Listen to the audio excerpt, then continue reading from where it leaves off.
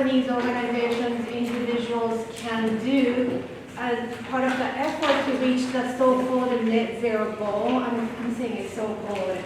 I mean, ideally, yes, it would be great if we can get there, but there are 4 different strategies to get to this so-called net zero, and Jim will be talking about that. So you've seen his bio in the handout. He's a professor in the Department of Agricultural and Resource Economics and also Haas School of Business. He is an energy economist and one of the faculty co-directors of the Master of Climate Solutions. And he is the reason we have this amazing master's degree. So welcome, Jim. Thanks, Mio. So we have 2 hours, correct? Yes. Okay, great. So good morning. Happy to be here. I'm going to talk about carbon footprints today. I'm not actually an expert in calculating them or designing them or anything. I'm an economist, and so what I think about as an economist are incentives. And so I'm excited to talk about this because this is a topic that centers on measurement and the consequences of measurement. All right, so I have a couple of quotes here that are, one's very well known, and the other is well known to a small strain of economists only. But this lecture is designed to be about measurement and the consequences of measurement in the context of carbon footprinting and the attempt to decarbonize the economy and society. It's a really famous quote from Peter Drucker, which I guess is falsely attributed to him, but everyone thinks that Peter Drucker, who's a sort of just, significant business management guru, and he said, what gets measured gets managed. And so the idea there is that in a business or any other institutional setting, the things that you are measuring are the things that people are going to be evaluated based on. And so essentially whatever you want, whatever is the thing that is getting measured and quantified is the thing that people end up paying attention to, and that's the thing that people strategically end up managing. Okay? And so if you want to think about mitigating carbon dioxide emissions, then you will need to have some set of measurements of it. Okay? And I'm not an expert in life cycle analysis, but I'm conversant, I'm a user of these measurement tools. And again, the focus of today is not on giving you a deep dive into the details of how we do these measurements, but instead is to think about at a high level, when you have these measurements, what's the consequences of them? What are the problems with these measurements? Why is it hard to do it exactly perfectly? And when you can't do it perfectly, why does it matter? Who cares if the measurement's not perfect, right? So the idea is to focus on those kinds of questions, and we're just going to explore some thinking together, and hopefully with a little whiteboarding in a minute, and hopefully that will lead us to some insights. Okay. The other quote here is something that economists call Goodhart's law, and it says that when a measure becomes a target, it ceases to be a good measure. And this actually comes from a macroeconomist who was talking about monetary policy that was targeting inflation reductions. Okay, but in any context, the idea is that if you have some measure out there in the world that's a pretty good indicator of the thing you care about, if you suddenly attach stakes to it, if you suddenly make it something that is created where people are penalized or rewarded based on that measurement, then people will find creative ways to manage the measurement, to give it the thing that they want, the flavor or the results that they want, at which point it's not as good at measuring the thing you cared about in the first place. Right? So there's a sort of outside of this context, a common example of this are standardized test scores. Okay, so we think that a standardized test is a good way of testing the innate intelligence or the preparedness of somebody. But when getting into college or getting into graduate school, suddenly everything depends on your SAT, your ACT, your GRE, your LSAT score, then people work really hard at being good at that measurement. And it becomes, if you do an intensive test preparation or in some cases people cheat on the tests, right? So there's actually lots of evidence under the move following the Bush administration's push for a policy in the United States called No Child Left Behind. Lots of school funding and for K through 12 schools was attached to performance on standardized tests. There's a bunch of evidence that some schools just said, if we can't get our money, if we don't have a good enough test score, like, we're just gonna like fix some of the tests of our students and report back higher scores. So there's actually some very interesting ways that people discovered this was happening through what's called forensic statistics. Okay, and I want to talk about this today because this has actually been a focus of my own research over the years. So in much of my career, I've studied environmental policy and energy policy and the ways that firms and consumers respond to the incentives created by policy and by government. And so some of the examples of this from my own research are the most extreme example of this is the European Union, starting in about 2007, rolled out very aggressive fuel economy standards for their cars. And if you look at the official statistics over the next decade, the fuel economy of vehicles improved by, I guess the right way to say it is improved by 100%. Fuel consumption fell by 50%. Energy efficiency went up dramatically according to official ratings. Some other statisticians started to question whether this was actually showing up in the performance of vehicles on the road. So I have a research project with a colleague from France studying some on-road usage data, and we find is about half of that improvement shows up in how people experience the fuel economy of their vehicles in the real world, but half of it turns out it was just gaining of the test statistic. So the way that these tests are done is that a car is put on like what's called a chassis dynamometer, which is essentially a treadmill for cars, and driven over this very precise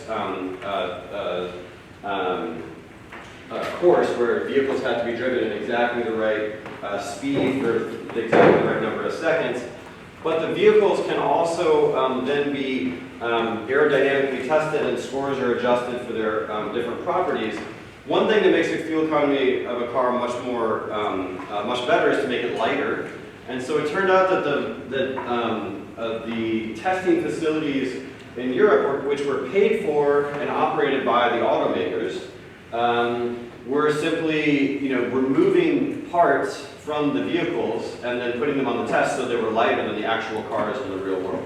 Okay, so it turned out that the law didn't actually specify with any great detail what had to be true about the test vehicle. So the laboratory said, sure, we're testing this model engine. No, it doesn't have a back seat in it, and so that changed the weight by a couple hundred kilos, but whatever, they were signing off on it. Okay, so it turned out that this is just one example of where that was a pretty good test metric, but as soon as it became a high-stakes test metric, where the regulatory compliance of an automaker depended on doing really well in that test, people found a way to juice the test statistics. And at that point, it became it lost some fidelity. It became less of an accurate measure. And I'm very worried about the same set of phenomenon in the context of carbon dioxide emissions and decarbonization of the economy. And over the next generation, the next few decades, if we're to make a systematic and wholesale change of the economy to be a zero carbon, low carbon economy, we need to have really good ways of measuring what's actually going on, where the emissions are really coming from, and then we need to make sure that we're not creating incentives where people are coming up with creative ways I call this creative compliance, where people are not coming up with creative ways to achieve metrics that don't actually represent the intended goals. Okay, so that's the overarching vision and the reason that I want to talk about these things today. I'm going to break today into two parts. One is we're just going to talk about carbon footprint in a little bit. I'm going to go over to the whiteboard in a second. We're going to brainstorm some stuff, and hopefully that'll be a little bit messy for a few minutes, but hopefully at the end of it, we'll be able to draw out some of the main ideas, and that'll make sense. And then in the second half, I'm going to talk specifically about what are called carbon offsets, because I think they are sort of the most important, most significant measurement challenge, and the place where things can go wrong most easily in today's sort of carbon accounting and decarbonization efforts. Okay, so that's going to be what we're up to. So we're going to start off by talking about why we need to measure carbon dioxide emissions and how we do it. I'm going to initiate conversation now by asking you to help me write down a brainstorm on the whiteboard. But I have certainly enough material to fill 2 hours, as long as we're chatting back and forth. So I will try to save a little bit so we can have pure Q&A at the end. But if you have questions and thoughts that are anywhere near the thing we're talking about right now, fire them away. And if I want to store them for later, I will take prerogative and ask you to hold on that if it's not going to move us forward. So just don't be shy. That was the punchline. Okay, so how do we measure carbon?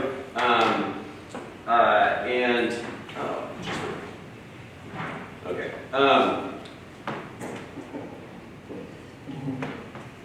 It looks like these slides are not doing the PowerPoint animations. This is, I think, in Google. Okay, that's fine. I'll know it then. Okay, so we're going to do this in 2 parts, but they're both revealed to you on the slide. So first is, let's just think about if you're an individual. Just don't think about yourself as being a representative of a big institution, but you're one individual and you want to help the climate. What could you do? So let's just brainstorm some ideas. Apologies if people over there can't see my handwriting because it's never good, but I just want to write down some ideas for you. From the point of view of an individual, I also can't spell, so I'll probably make some embarrassing mistakes right here, but what are actions you can take to lower your carbon dioxide emissions acting as an individual person? See patterns. Say again? See patterns. You know patterns? Like what is happening today, it's raining. Tomorrow it's raining too. So let's see patterns. So you want to look for patterns. Look for patterns. Okay. Okay. Ditch the car. Ditch the car. Okay, so ditch the car is a good shorthand. Let's expand that out a little bit more broadly. Like, ditch the car is an example of a broader set of issues around what? Yeah. Reduce or eliminate eating meat. Eating meat? Eating meat, okay? Yeah, so let's, yes, so, okay, all right, so we'll brainstorm these and I'm going to expand some of them out and say, yeah. You can say free carbon mobility. Free carbon mobility, what does that mean? Yeah, I mean like, so we need to be aware with how we mobile with the transportation or walls or, and but it's maybe we can have a different transportation, but just aware that we can have that free carbon mobility. That's what I Okay, so I think you might be saying like we want to have some mobility options that are carbon free. Yeah. Okay. So let me just like pause on and double click here on ditch the car for a second because that's more generally this is about mobility, right? So we want to just think about like carbon free or low carbon transportation options. Okay, as an individual. So again, we're thinking about individuals right now. So you need, you know, your daily travel, but also if you're taking a big trip, and sort of like business travel or vacation travel. So there's like daily commuting, and then there's also higher level travel, which often involves airplanes, which is a different problem, it turns out. Yeah? More sustainable use of sustainable energy, like solar energy. Okay, so we need to get some like more renewable energy. We're going to be consuming more renewable energy. Okay, yeah. Or some energy efficiency measures, even Okay. if it's not renewable, still you can reduce your energy consumption from non-renewable sources. Okay, so we focus more on energy efficiency, so lowering energy consumption. Yep. Reforest. Reforest. Is that what you said? Okay, so we can, as an individual, how do you want to reforest as an individual? So just.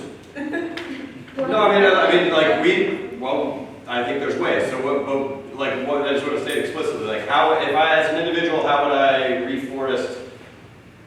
I can sensitize people from my community or my families to have this habit to reforest. Okay, so we can think like if you're like in a very, very micro, immediate individual case, situation, like if you have responsibility over some land or your family does or something, like you can literally like work on that yourself. Yep. I will eat local products. Eat local. Okay, that's interesting. I like this one for some of my purposes in a second here, so we're gonna need another color in a second. Okay, what other categories are we missing? Yeah.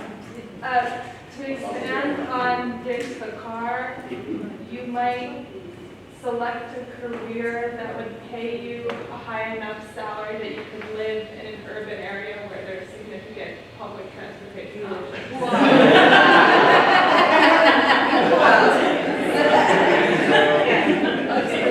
I'm gonna That's like realistic, right?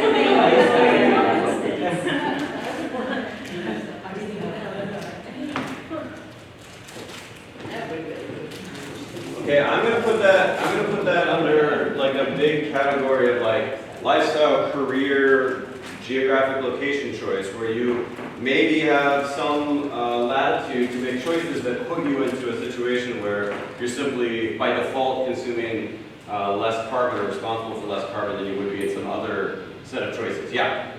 Minimize food waste. Minimize waste. Okay. Okay, we have other kinds of waste we might minimize as well, but we can minimize food waste for sure. Okay. And if this is a daytime, turn off your lights. Okay, so yeah, energy efficiency, like, you know, turn off the lights. This is like the classic. Great one. Okay, hold on. Double click on that in a second. Yeah, all on that. Be conscious of where you spend and invest your money.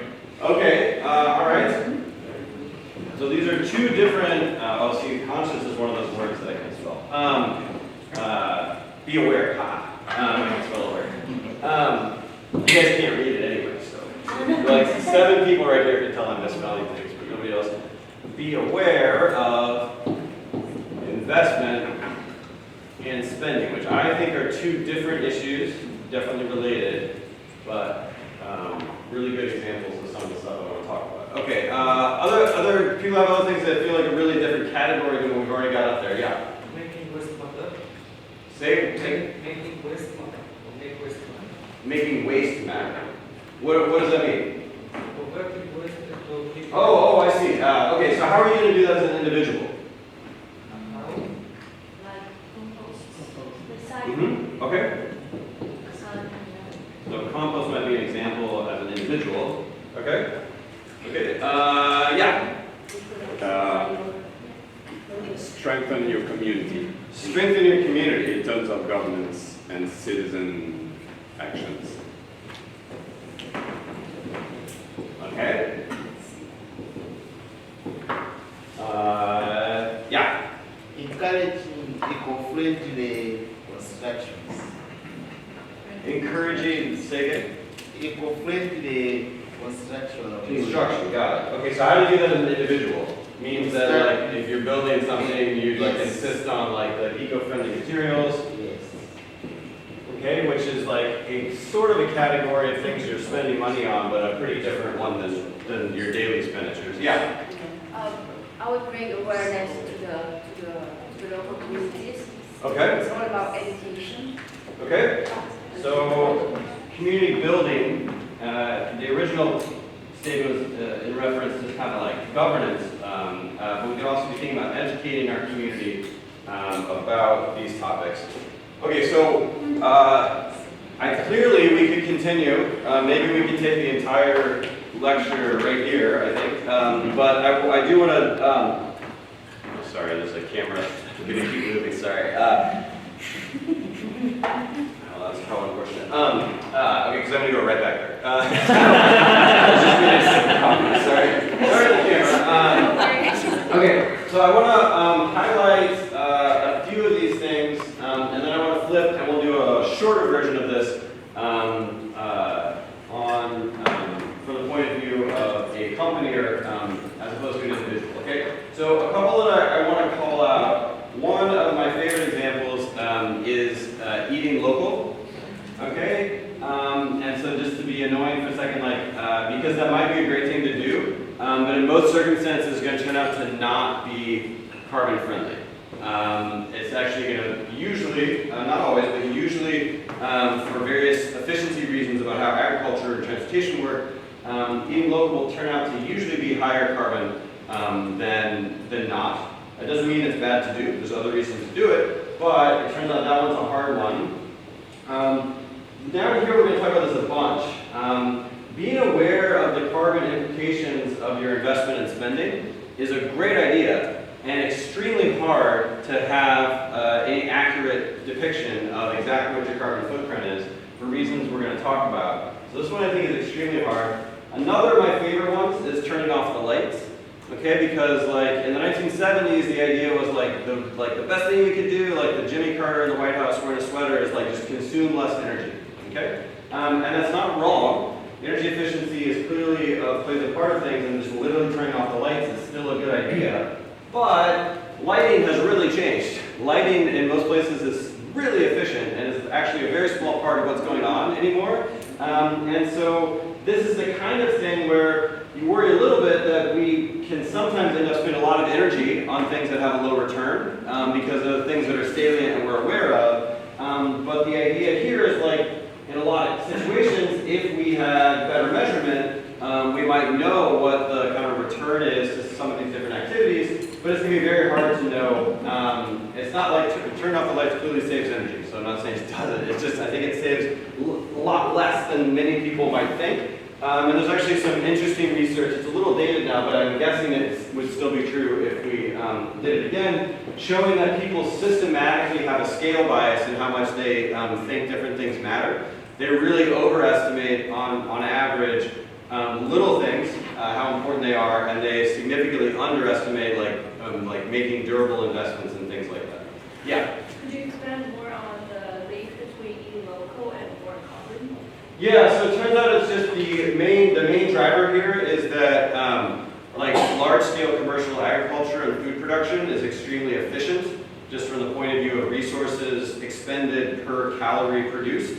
And so eating local tends to involve smaller scale production food, which again might be ideal for other reasons, but just happens to come with typically with more carbon. So it also turns out like, for example, like your organic chickens are going to turn out to be substantially higher carbon than your like factory chickens. Now you might be like, you don't care because the fact, if you're going to eat chicken at all, the ethics like completely outweigh this issue, but it just should be aware that not all like attributes line up together in a single column, and in many cases, our best estimates are that some things that are like kind of the eco-friendly in some dimension are negative in some other dimension that we care about.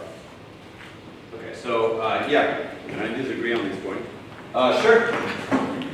Because, well, the figures tend to show that intensive conventional agriculture are heavily depending on fuel and gas, especially for fertilizers and stuff like that, while things like agroforestry and agroecology tend to recycle more and depend less on oil and gas.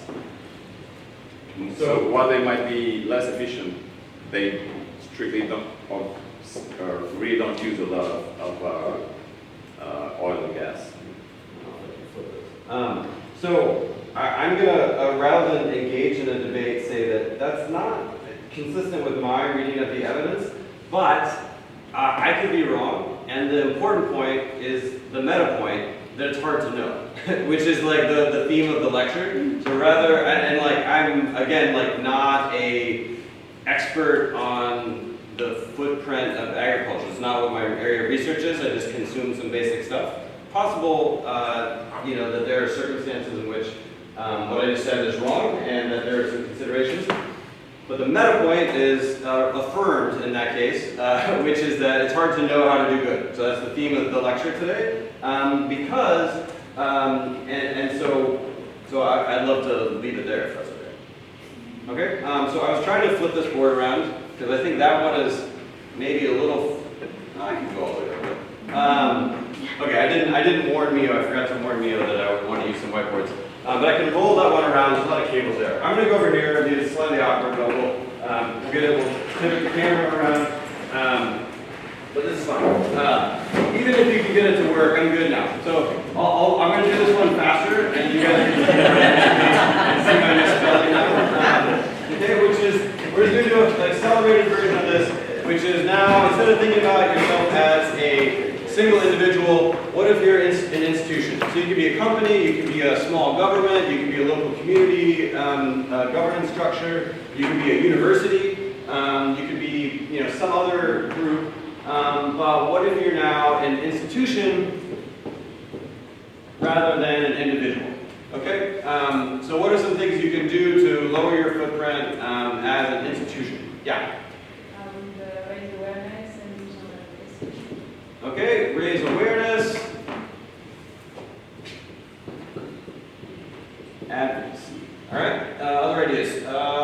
Yes. Sorry, I don't know his names, and I can't see the name tags now, so yeah, go for it. Implement a work from home policy. Okay. Work from home.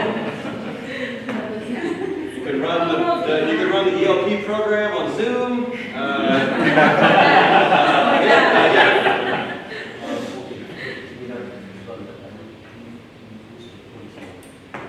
Influence policymakers. If you guys couldn't hear, influence policy and policymakers, which is so. All right, I'm going to go on a tangent now, so sorry. So I'll just say we're going to talk about like corporations a bit more in a second, and I'll just say I also, in addition to working here at Berkeley, I also work at Amazon, and there's the company, not the rainforest, and their sustainability group, I think.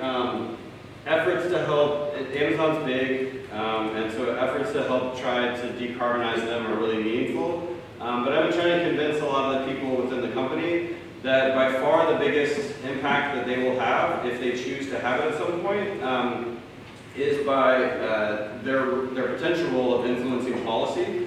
And there are reasons why strategically they might want to. So I'm hopeful that at some point we can help convince them to kind of put their thumb on the scale in the direction of some decarbonization policies. And I'll talk about why that is when we talk about scopes 1, 2, and 3 in a second. And I'll make the pitch as to why. So my grand scheme is that, working with companies that are producing tons of carbon emissions currently could turn out to be a really good use of time. So I spent most of my career, until very recently, just writing papers and talking to the government. So I just trying to influence policy directly. And this opportunity to spend some time with the decarbonization group at Amazon came along, and maybe it's sort of self-motivated reasoning, but part of my belief is that the corporate sector can actually play a really big role. But ultimately, they have to play a role that brings policy around and helps be a positive influence on policy. And I'll give you my optimistic pitch for why that might work. There's lots of reasons to be pessimistic, also, just to be clear-eyed about it. Yeah? What's your thought on big corps incentivizing consumerism? Undeniably it's bad for the planet, right? So the head of sustainability at Amazon, Kara Hurst, was on campus, was it in the spring? It was in the spring. She came and she gave a nice spiel, and she got a lot of softball questions about things they're doing, and it was great. But then she also was getting questions of what are you doing to reduce consumption? And she was kind of why are you even asking me this? Of course we're not doing that. There's a boundary to what the company could possibly want to do. And to her credit, she wasn't trying to spin that into, Amazon wants you to spend less money. But she's no, we want you to spend as much money as possible on the platform, and then we're going to try to decarbonize it completely, and we have a net zero plan. But we would so I joke about this, but my two-step plan to saving the planet is to get Amazon to zero carbon intensity, and while Amazon takes over the world.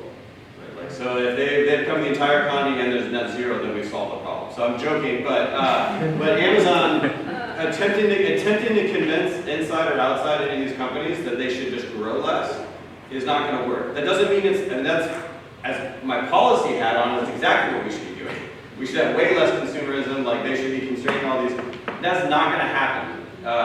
Like within the company, they're never going to voluntarily sign on to that. And so there's a little bit of the art of the possible here, but I mean, as an outside viewer, you should throw tomatoes at Amazon or any of those corporations for just the consumer capitalism is like a huge part of the problem. If you're trying to influence them inside of one of those companies, I don't think that's a tact or an approach that's going to be successful internally, but outside, I think it makes a lot of sense to carry that critique. All right, now we're doing long asides. This is great. Do people have another thing on the whiteboard, or Yeah. okay? Yeah. Yeah, in front. Yeah, sorry. We'll do all three. We'll do all three of you in the front row. Go for it. Anyway. So displacement fossil fuels on the company or the institution, making clean water possible, as well as home office encourage employees to do not flight. Okay, so the water, the fossil fuels, and the flight thing. Flight. Like reduce air travel. Yes. Yeah. Okay. What you guys? There are 3 hands in the front row there. We'll do them all. Yeah.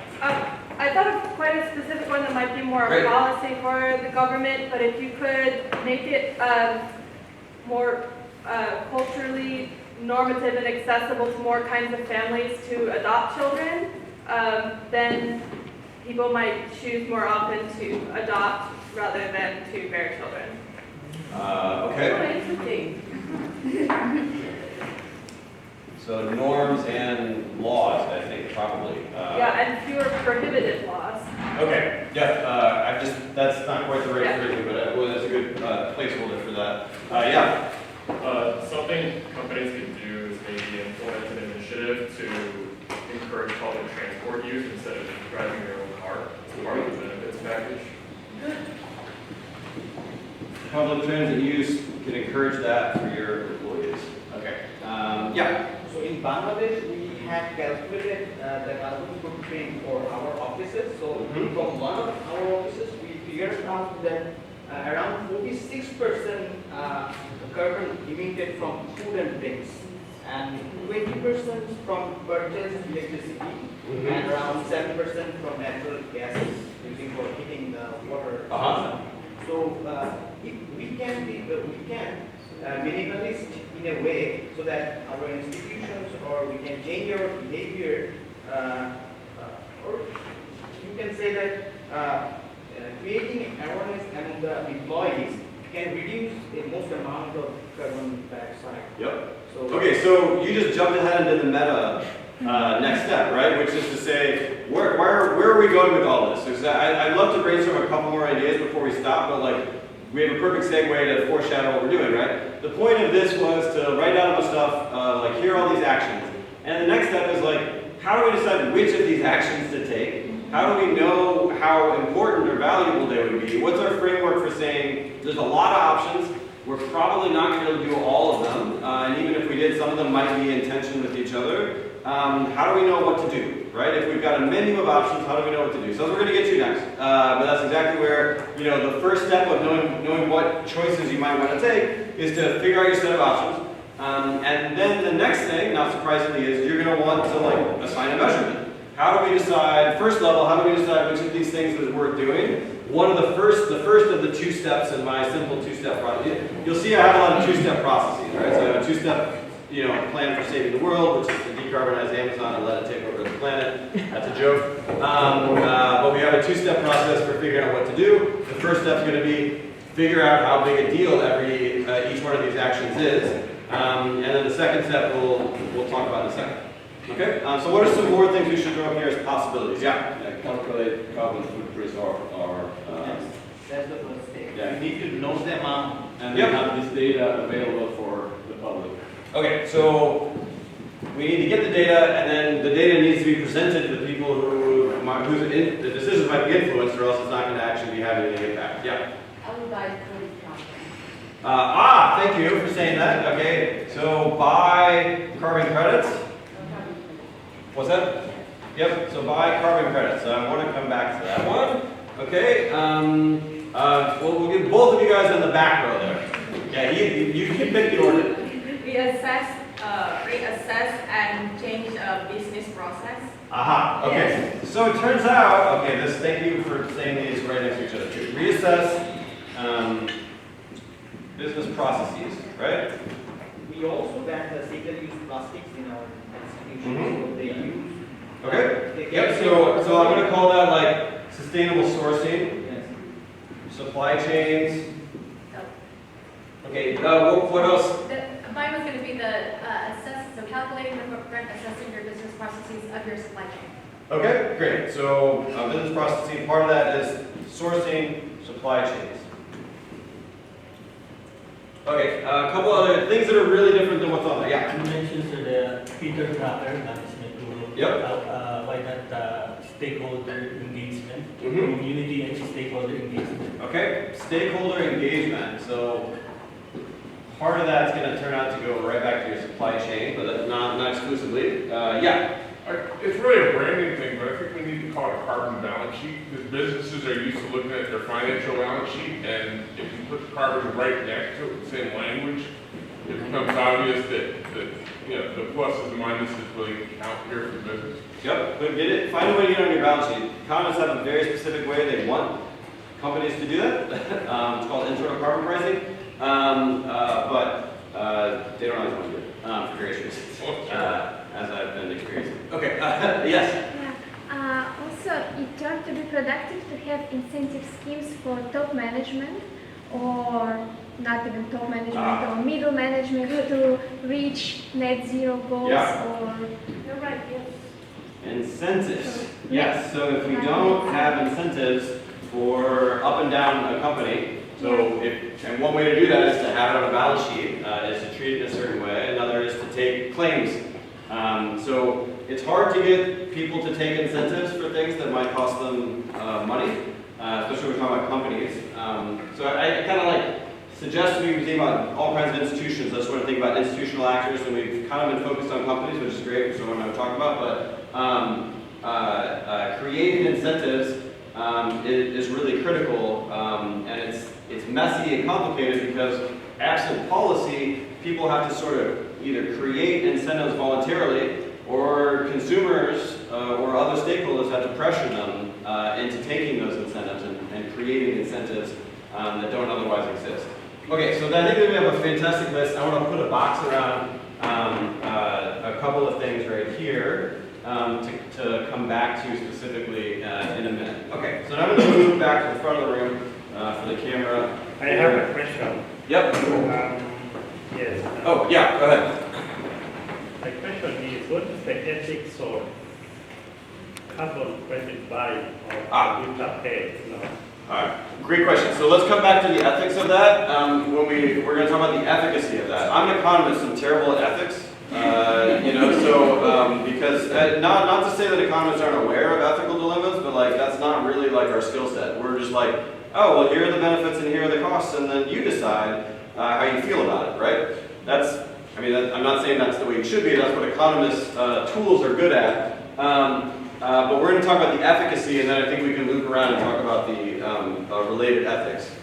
Okay, so we have a lot of slides now. We don't have to go through all of them because I think we've had a really fruitful conversation. Some of them I'm going to go through quickly now. So there isn't a single correct carbon footprint for folks. So I'm going to say like at a super high level, at the individual level, what are some facts? It depends on your, it's very different across countries. This is a Union of Concerned Scientists breakdown. There's different ways you can break it down. This is the way they try to break it down to be simple. This is for a US consumer, so it may be very different, but they break it down into like a big slice of it, like a sixth is food. Sort of similar amount comes from home heating and cooling directly, like the energy you use in your home. But then an even bigger slice comes from transportation, right? So how you get around. There's air travel and there's your daily commuting. The daily commuting part of it is the vast majority for most people. And then there's some other ways you use energy in your home, in addition to just the heating and cooling, right? So that's lighting and other stuff you do in your house. Cooking takes a little bit of energy. And then a big slice of it is just all the stuff you buy. So it's the embedded carbon in the t-shirts and everything you buy that isn't transportation, energy, or food. The rest of it is some complicated mix of lots of different things that you spend money on. Okay, and so the next step is just to say at a very high level, how do we calculate these things, right? So it's not super difficult to figure out like how much carbon is used up when I drive to work in an internal combustion engine vehicle, because I can figure out how much fuel I use. Okay, so we know very easily and accurately when I combust the fuel in the tailpipe of my car exactly how much carbon comes out. That's actually very easy to measure. There's another layer of that though, which is that the combustion of the fuel by itself isn't the entire life cycle story of the fuel that I used, right? Some of the production of that fuel, the extraction of the petroleum from some field, which might involve leakage of methane at the same time from an oil and gas field, which has one set of emissions. Then we used energy to get the oil out, then we moved the oil to a refinery, then we used a bunch of energy to refine the product, and then we transported the fuel to the retail gasoline station, which is then using a little bit of energy to just operate, and then I bought it. And so we knew how much it was when I combusted it. The rest of that's called the life cycle emissions of the product, not just the emissions that happen when I combust it. That's not entirely easy to calculate, but it's still sort of something we can get our head around. We know what that industry looks like. And we can do a decent job of measuring the life cycle analysis of the direct fuel consumption. Much more complicated is to figure out like when I buy cucumbers, whether they're local and I bought them at the farmer's market, or whether I bought them from some agricultural giant company at a giant grocery store. It's much harder to know exactly how much carbon was involved in that, just because we have to go through the same life cycle analysis, but it's harder to pin down and know for sure how big those different, let's not restart the machine in 60 minutes. Let's cancel action and hope for the best, yeah? Okay. 60 minutes is, yeah, we need a little more than that. Okay. Sorry, where was I? And so we need to figure out the life cycle emissions of that product. How do we figure out, how do we get to a pie chart like this? Is we start with a measure of how much people spend money on, what they spend money on. Okay, so we have like very well established surveys in the United States. The version of that's called the Consumer Expenditure Survey. It follows 60,000 households in a year and does a detailed analysis of how much they spent on everything in their budget, right? So it asks them questions about how much they bought of all these different kinds of products. One version of it, like they have to fill out a diary and have like every dollar they spent over the course of a week, like exactly what they bought. And then people aggregate that up, crunch some numbers, and we say how much you spent on different categories of goods. And then broadly, for direct energy consumption, we can do the analysis I just talked about. When you consume gasoline, we have a pretty good idea of exactly what the content of that gasoline is. When you do it in the US, some of it's, about 10% of it's going to actually be ethanol, which has one life cycle analysis. Another 90% is going to be standard petroleum, that has one life cycle analysis. There are some question marks about doing that exactly, but we can get a pretty good estimate. For other things like cucumbers and t-shirts and notebooks and water bottles, we need to put them into a higher level category, and then we put them through what economists call an input-output matrix, which describes the way that the economy works as saying there's a bunch of different sectors at a high level in the economy, and you spend some of these, all these different kinds of inputs from different sectors, and then you get outputs and there's just a mapping between inputs and outputs that lets you say, at its root, I can say, in the end, when I buy a cucumber, how much petroleum I used, how much natural gas I might have used if I used it for energy somewhere along the way, and etc. Okay, and then people attempt to assign some of the other harder to measure agricultural emission schemes and things like that onto this at the same time. Okay, so we try to do all that. We can get a measure of the footprint. And then, we talk also about life cycle analysis, sometimes called cradle to grave, or for cars, it's like wells to wheels. It's the idea of like getting all the way the complete picture of all the energy we use to get from the raw materials, and then even think about the end of life of the product. So if I buy a car, at the end when I retire and scrap it, like something happens to that material, we need to account for the energy or emissions involved or saved from those steps as well. Okay? So all of that is like difficult, not impossible, but we can take a fair stab at measuring these things. We're going to miss some of the nuance and some of the heterogeneity. And so it's going to be hard to know from input-output tables are not going to tell you, the US government's input-output tables are not going to give you a distinction between locally sourced cucumbers and large-scale production cucumbers. You're going to need to go to a different set of analysis to get that kind of granularity, and so people have done bespoke analyses for lots of different comparisons, but it's a hard process to do, but there's literally hundreds of specific life cycle analyses that have been done to try to characterize lots of different products. Can I have a question? Yeah. When you say full, it shouldn't be cradle to cradle? What's that? When you say full life cycle implication, shouldn't be cradle to cradle, not only cradle to grave? I don't know. I mean, I guess you're thinking of like the product then is like reborn. So I don't know. I mean, I guess it depends on how you draw that loop, like whether you assign that to the next products or what. I'm not sure how to think about that, but the idea is to try to capture a complete picture of a counterfactual, which some product you didn't buy and was never created, like what would the entirety of its footprint be? I think to add, this description of the life cycle reinforces the requirement put on the individual to determine how a product ends its life, as opposed to on the manufacturer of it. And our first lecture in this course was on this importance of circularity in the bioeconomy. So if we continue to measure carbon in this way, we're working against ourselves.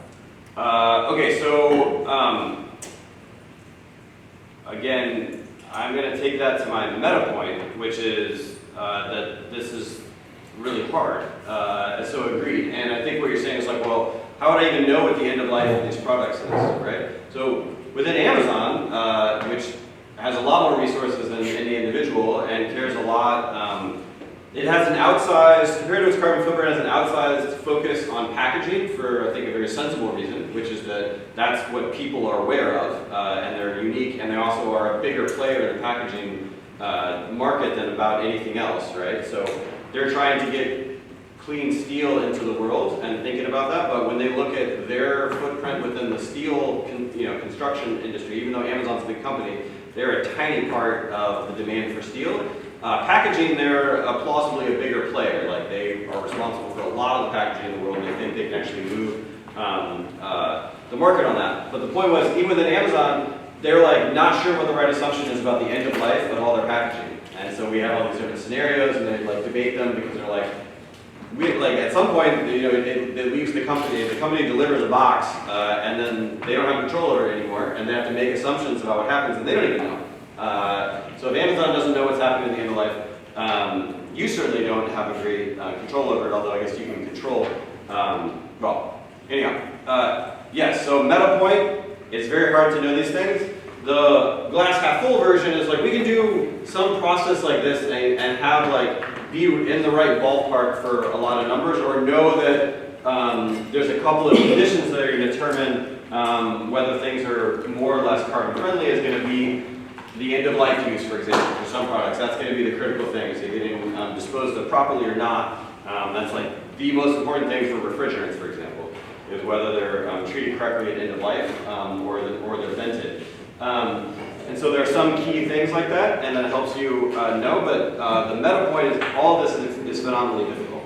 Okay? So this was to say, this is roughly right, but hardly perfect, because there's a lot of questions that are hard to answer. Some of them is scientifically, we're just not sure, but also just the idea that if you really want to know about like that laptop versus that one, or like you got like a sustainably sourced notebook, you want to know that it really, what's the real difference between them.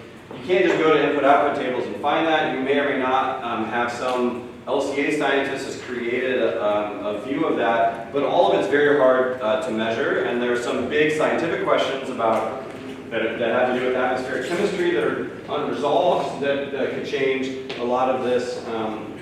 And there's a lot of regional variation depending on exactly where your product was produced. You can have very different energy consumption profiles, and as a consumer, it's extremely difficult to know most of that stuff. There are attempts to like eco-label things, but I think there's a lot of question marks around the accuracy of those. Okay. May I ask? Yeah. Why many business intend not to think about the process at the end of the product itself? I mean, like, really they ignore the process after it owns by the consumer. Yeah. Well, let's talk about how corporations do their footprint in 1 second, because like the way that we approach institutional footprints is different than the individual one, and for a couple of reasons, right? So conceptually, it's the same thing. It's like a business spends lots of money on all these different things, and we could like figure out what's the carbon footprint of all those things. But that's not how we set up and delineate it at a high level. There's a sort of convention that's pretty well established now. It's not inherently how you have to do it, but this is how we've decided to do it, and it's pretty well entrenched now, is to divide the emissions of an institution, whether it's a company or a government or a university, into 3 buckets called scopes 1, 2, and 3. Okay, so scope 1 is maybe the easiest to understand. It's supposed to be, you know, the 1, 2, and 3 is supposed to be how direct your control is over it, in some sense. Scope 1 is like fossil fuels that you combust yourself in something that you own, right? So the easiest example of that for most institutions is going to be if they own any vehicles and they are fossil fuel using vehicles. Actually, if they're any kind of vehicle, they're going to consume energy of some kind, and there's going to be a carbon footprint attached to that energy. Okay, and so if you have a truck fleet, if you just have a company car, then you are going to have direct emissions that you are responsible for consuming energy on site. And then, of course, if you're doing like an actual physical production of some good, you might be consuming energy on site, burning fuel. For most other things, we say if you're not responsible for combusting a fossil fuel on site, but you're using electricity, you're using power, we call that scope 2. So you like just plug into the grid, you use lots and lots of electricity. That's not your scope 1 because you don't like own the power plant that's burning some fuel to create the power, which you're using energy from the energy system. So we call those scope 2 emissions, and they're viewed as an indirect source. Everything else is scope 3. So scope 3 is is put in the scope 3 bucket, which is supposed to include everything that's both upstream of you. So if you buy paper clips for your business and you buy reams of paper and you put them together, and that's your business as you collate paper, then you need to think of your scope 3 includes whatever the emissions were of the paper, whatever the emissions were of the paper clips. And then downstream of you is what happens once the product, whatever you're doing, leaves your office and goes to a consumer and then gets used and then has some end-of-life treatment. Okay? So this is just one way of carving up, and there's reasons to think about carving up institutional footprints very differently, especially for people producing products, than in individual households. We don't normally think about dividing it up in the same way. Okay? So this is how carbon footprints at the highest level are sorted for institutions. Okay, I don't want to go through another whiteboarding session because we have done a lot, but let's at least like pick some example product to think about and use as our example going forward so we can just talk about that. So like what's a good product that we might want to talk about? Or let's get a couple of examples at least. An iPhone, okay? Multiple people pick up their phone. So iPhone, that's a great one. iPhone, I wonder if we should do like something like a service as well. So, Coffee shop. what's that? Coffee shop, making some coffee. Okay, so we can do a coffee shop, so you're selling cappuccinos, and you're making iPhones, or you are doing financial services. Okay, so just want to like point out like the big difference. So it turns out like if you look at a lot of institutions, the way we do the accounting is going to be most typically in institutions. The way we do the accounting is you're going to have how many dollars you spent on some service. And then it's going to go back to some input-output life cycle analysis table and say if you spent $1 million on some input, there's a carbon number attached to that. So it's going to turn out that for many, many companies, the biggest, the amount of money they spend is to some other service company. It's to like a healthcare provider, is to the bank that runs its like retirement program. And so it's very odd, but if you look at the top suppliers in terms of their carbon, for lots of businesses, it's not going to be ExxonMobil. And it's going to show up as like Fidelity. And so that has interesting consequences. Okay, so, all right. So we've got a few goods. iPhones, we have cappuccinos, we have financial services. So let's think about iPhones for a minute. What should Apple do to what should they do to lower the carbon footprint of selling and producing iPhones? Like I'm not going to go back to the whiteboard, but like what are some example concrete actions specifically for the iPhone? Like where's the carbon footprint of the iPhone and what can you do to reduce it? Yeah? Manage the upstream vendors on their carbon footprint. Okay, so manage the upstream vendors on their carbon footprint. Okay, so they're not actually building these things in Cupertino, right? They do not assemble them there. Where do they assemble them? In China. In China, specifically, predominantly the source is one company. Is you guys, what's it called? Foxconn. Foxconn, right? Still is like the overwhelming responsible for the manufacturing production. So if you look at Apple's scope 1 and scope 2 emissions, the iPhone is essentially not going to show up, right? So if you traced it all the way through and you did a very careful footprinting, I don't know if Apple does this or has done it this way, you will show up that like, yeah, there's like engineers who are designing stuff in Cupertino and like Portland and New York or wherever they are around the world, and they have some offices and they have some electricity that goes to those offices. There's gonna like be a little trivial trickle of stuff that shows up, and then the actual production of that stuff and the shipping of that stuff. Apple, actually I don't know this, I don't think Apple owns a lot of like freight. I don't think they own any, I'm sure they don't own any shipping containers, or shipping, I'm sure they don't own any ocean shipping vessels. I don't think they own a bunch of like class 8 heavy duty trucks. I think they just pay shipping companies to move the iPhones. They pay some other company to get it across the ocean. They pay somebody else at the port to pick it up and transport it. All of that's going to be here. And then when you plug in the iPhone and you use its energy through its life, I don't actually know how much that adds up to compared to the production of the good. Well, I didn't prep a lecture on iPhones, so we're doing extemporaneous, so it's okay, I don't know that. I do wonder what it adds up to, though, how much the energy consumption, like for a car, 90% of the carbon is actually, over its life cycle, is for an internal combustion engine, is like the fuel you consume. And 10% of it is the rest of the life cycle, roughly. But I don't know how that shakes out for an iPhone. Okay, but all of that energy consumption is downstream scope 3. So it's stuff that the consumers will use. They'll use up energy when they're using the product. That's not an Apple scope 1 or scope 2, it's an Apple scope 3. Yeah? What about the extraction of mineral resources to produce the... Exactly, so where will that show up? It'll be scope 3, and they'll say like, Apple doesn't own an aluminum mining company, or it doesn't own a mining company, it does not own an aluminum smelter, and so all of that is going to be suppliers. Okay? 2 kilowatt hours a year. What's that? 2 kilowatt hours a year fully cycled. Okay, so iPhones, if you charge them all the time, use 2 kilowatt hours per year. I still can't like get all the way. Maybe after lecture we can. Your homework can be to figure out the answer to that question, which is an interesting one. Like we get from 2 kilowatt hours a year to the carbon footprint, for sure, of the energy usage, and then we need to figure out the durable part of it. Okay.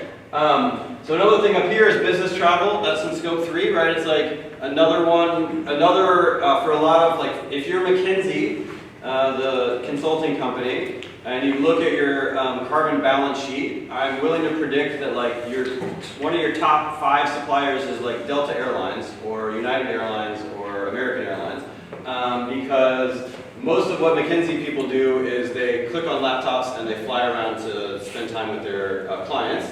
Okay, and so I think, I actually don't know this, but I'm guessing it turns out that one of the very top sets of suppliers is just their air travel, right? That's most of their emissions, it's a large fraction of their emissions is their business travel, I suspect.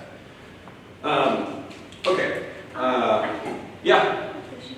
But still, when you're talking about Apple, they have many subsidiaries and many shops, right? Yeah. They own. I assume they own these shops.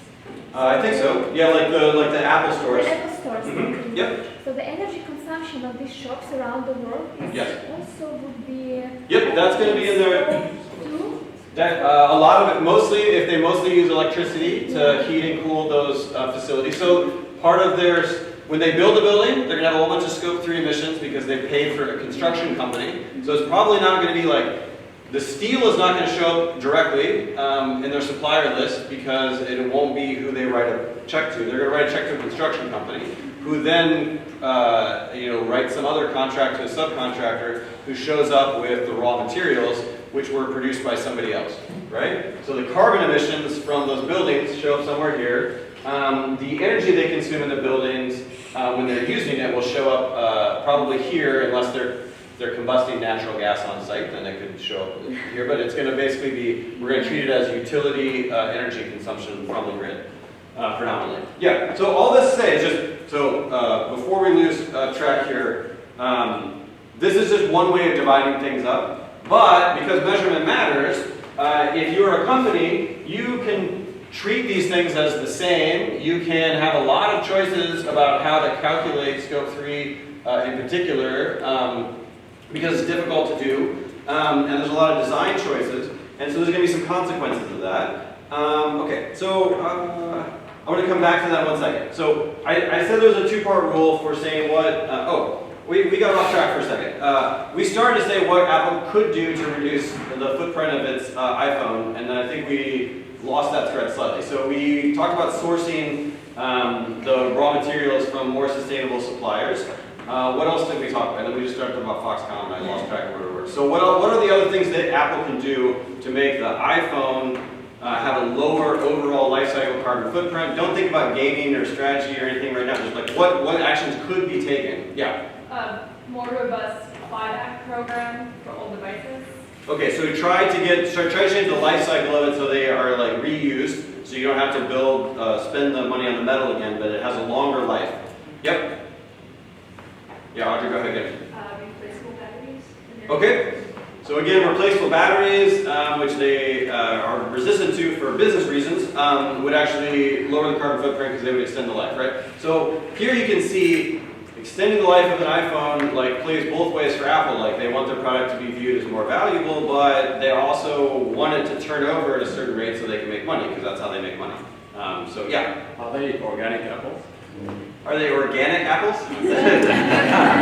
They're locally sourced organic. Yeah. They can do something good for the environment, let's say afforestation or reforestation. Okay, so they could basically do an offset of some kind, right? Okay. So let's just pause on that because the second half of if we ever get there, the second half is going to be on the promise and perils of offsetting overall. So I'm going to get there in 5 more minutes and then spend the rest of the time on that. Okay. Anything else they can do? I think they can make them more energy efficient, so we don't, even if we use them as much, we don't have to consume as much energy out of them. So they can. Any other ideas on how do you make the iPhone better? Implement a recycling program.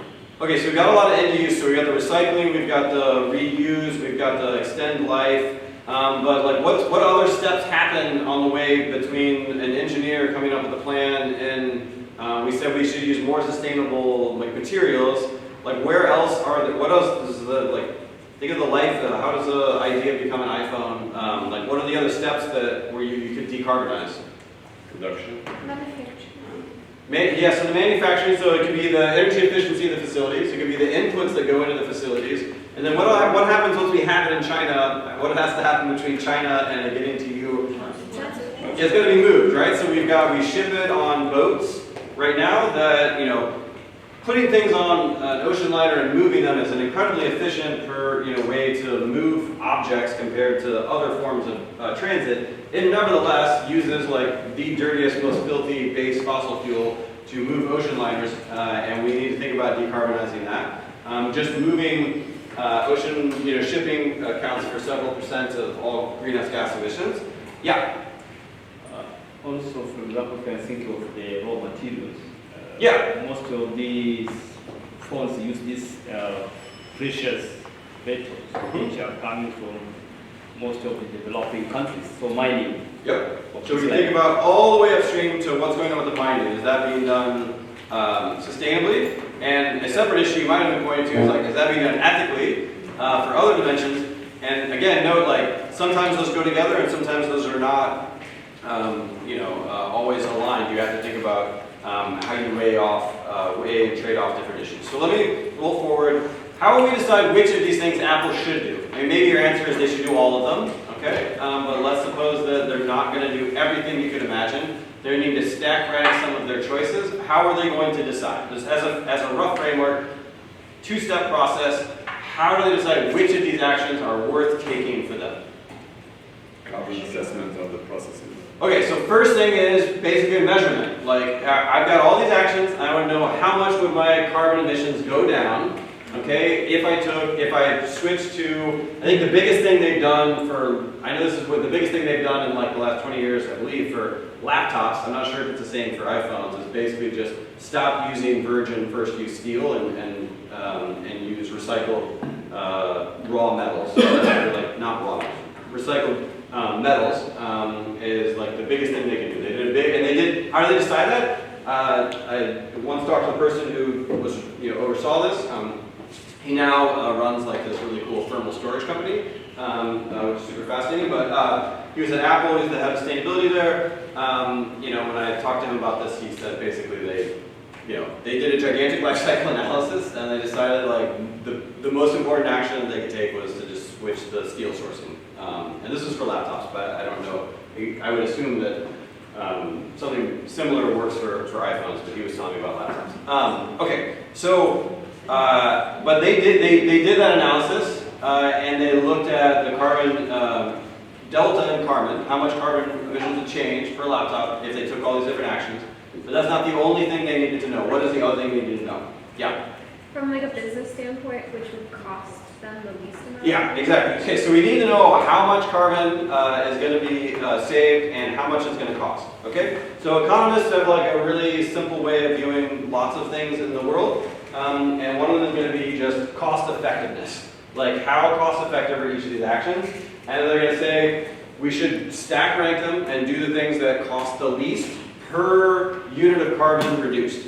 Okay, but to do that, you have to start by having a pretty good measurement of the carbon impact of taking different actions.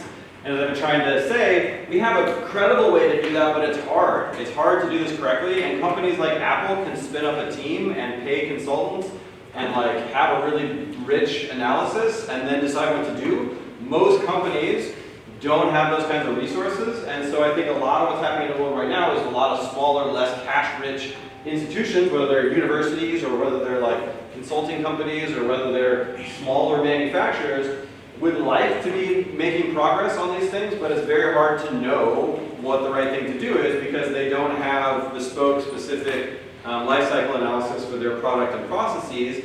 And so figuring out which actions are cost effective is difficult. Okay, but what you would, I'm not saying this is the only way to think about it, I'm just saying this is the economist way to get started, is to give you a framework to say we should just figure out what the cost-effective actions are we can take. And then a separate question is how much are you willing to spend in total, right? And so that's a separate question as to, then it goes back to like why businesses are doing any of this stuff in the first place, which I want to circle back to. Okay, so what I was hoping our examples would generate is some examples that point to offsets, and some examples that point to issues where it's hard to quantify carbon savings exactly. We're going to assume that businesses can figure out how much things cost. That's also hard to do, but it's something that they deal with in all of their decision making. Is like anything they're choosing, supply chains, you know, like different business strategies. They always have to figure out how much things cost. So this is kind of also true here. But measuring these things presents a bunch of unique challenges. And part of the problem, and like Mio alluded to, this master's program that she and I and some other people have been trying to designing for several years now, like really like our vision of the case for that program is our conviction based on talking to lots of people and having our sense of the world is lots of people are out there who want to do good. They're willing to spend something, maybe not as much as we'd like, but they're willing to spend something, they're trying to do good, and they're not sure how to do it. And so like the goal of our master's program is to train a bunch of people who know how to structure problem solving in this space and say, I can give you a framework for figuring out what the best choices are and evaluating what they would be worth to us so we can help these people who want to do good be more effective. Okay? Okay, so I think we have some examples of that. At a highest level, let me go back to this graph for just 1 second, and I want to come over here and draw out, like, I think the most fundamental thing to keep in mind for folks. Actually, no, I'm gonna use that as my segue. Sorry. Let's talk about a couple examples, and then we're gonna get our break point. I don't know if I can take a break. We're gonna get our pivot point. So I'll invite you to grab coffee, but I'm gonna keep talking. Okay, so. How much do you think, given what we just talked about with scopes 1, 2, and 3, if you look at Amazon's footprint, so I have a graph here in a second that's from their publicized most recent sustainability report, so no confidential data. And you know, how much is coming from scopes 1, 2, and 3 for Amazon? 95 for free. 95 is? Percent for scope 3. Okay, 95% scope 3. Okay, any other bids? I also think that the scope 3 is the biggest one, but not 95%, maybe 70%. And then 70%, okay. Yeah. Does anybody think lower than that? Anybody think like scope 1 or 2 are predominate? No. Okay. All right. So, are Amazon as a company, are its emissions going up or down in recent years? Up. Okay. Anybody voting down? Down. Okay, all right, we'll do a quick poll. Hands. Who thinks the Amazon's emissions are going up? No abstaining. You guys say up or down. Whose best guess is their emissions are going up in the last 5 years? Includes data warehouse. Wait. What's the question? Data warehouse, I was thinking that Yes, data warehouses are included. Okay. Yes. Is it net emissions, are you including their offsets in it? Let's go with net emissions. So it turns out Amazon doesn't buy offsets.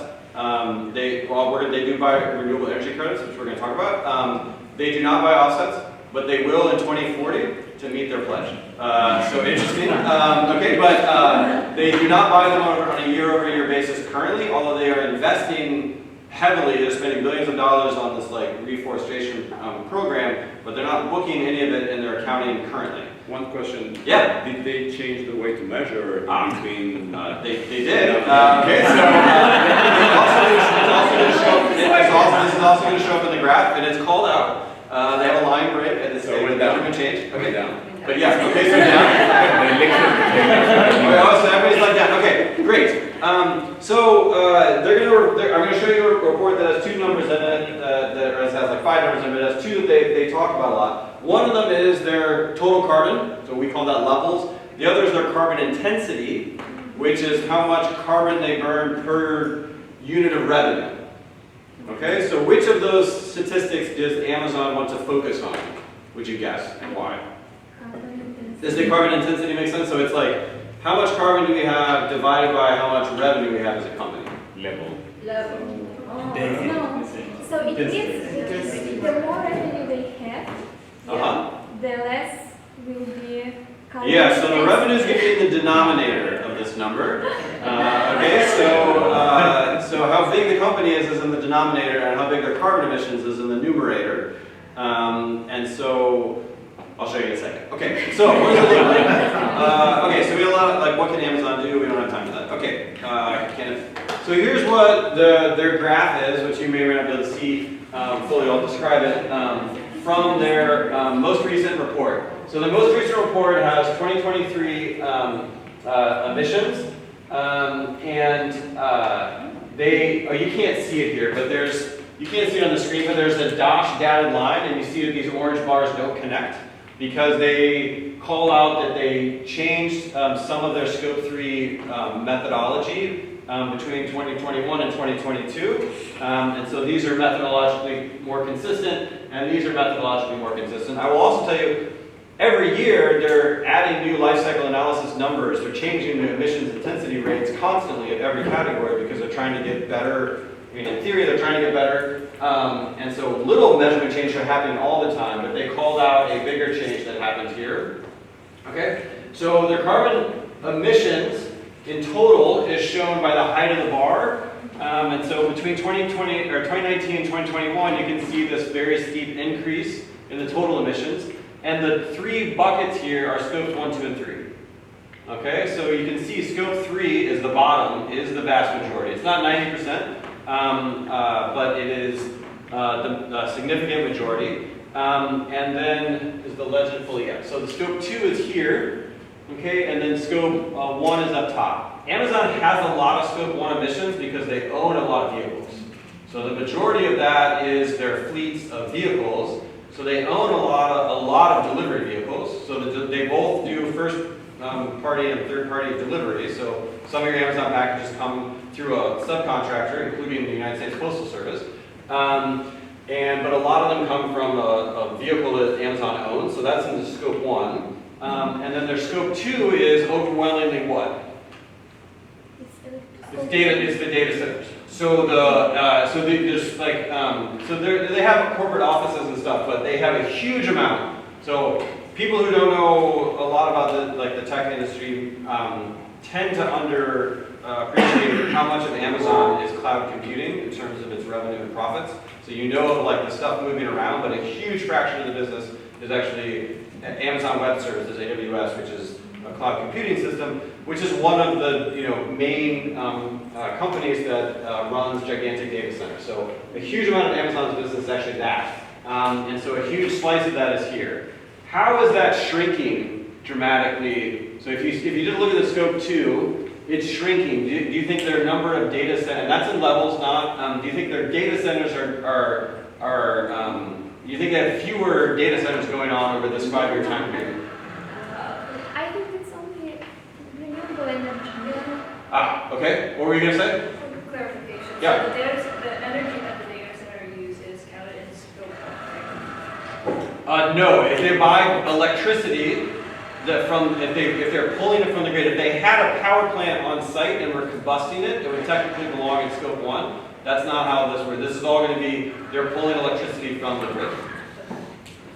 Okay, and so even if they have, so what's going on here is that the emissions they're reporting, this is going to segue to what we're going to talk about, I hope, I'll get there, in the last 30 minutes, is that they have extensive contracts for renewable energies. They are the largest provider, they're the largest procurer of renewable energy in the world.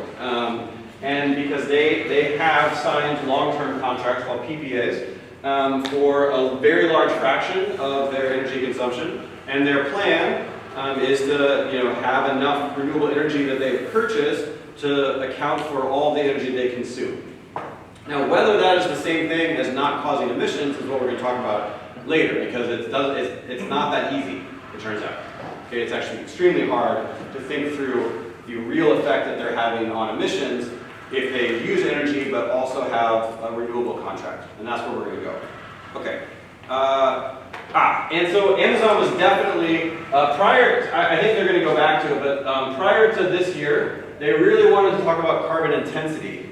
Okay, which is the yellow bar. The yellow bar going down is carbon intensity, showing how much carbon they emit given how big the business is.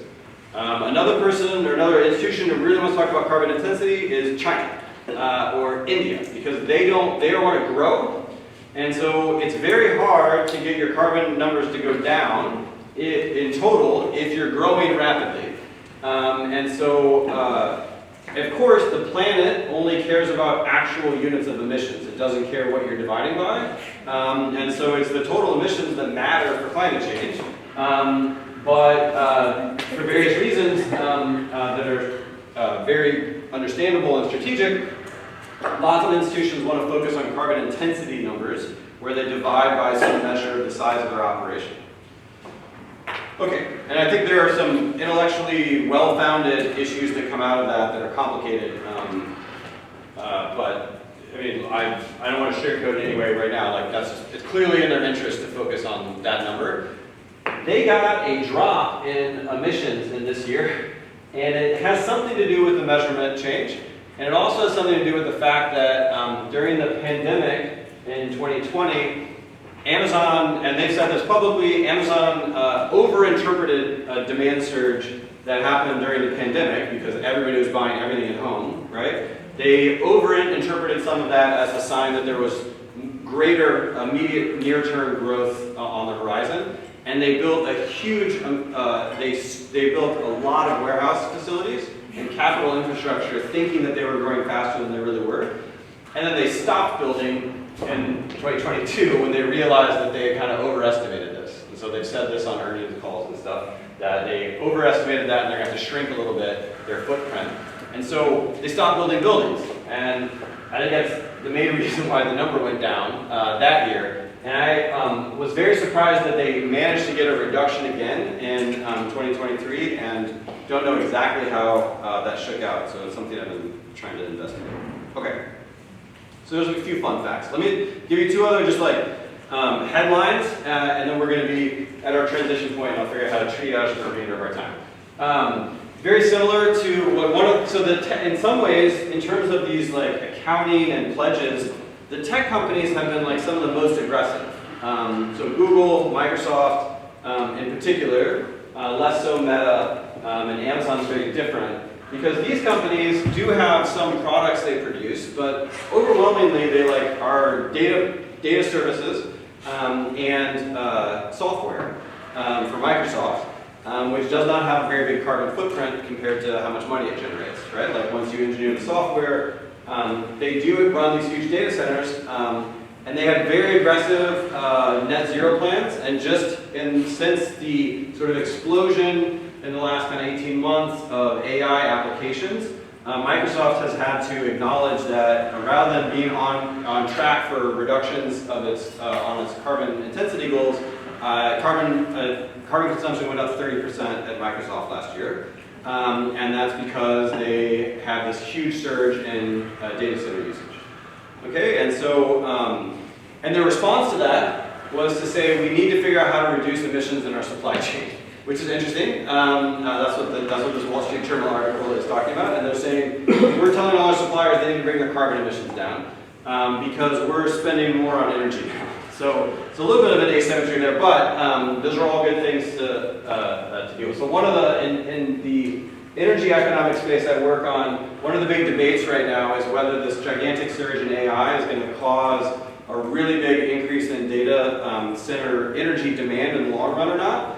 And the optimistic case that a lot of economists have is going back to the same thing happened with like the internet, which was also kind of a big deal when it came around. And there was temporarily this huge surge in energy usage around all these applications. And then computer chip and server and networking efficiencies actually got so good that it kind of flatlined, and there wasn't some like huge boom in the total energy that ended up getting used, even though the services related became several orders of magnitude different than they had been before.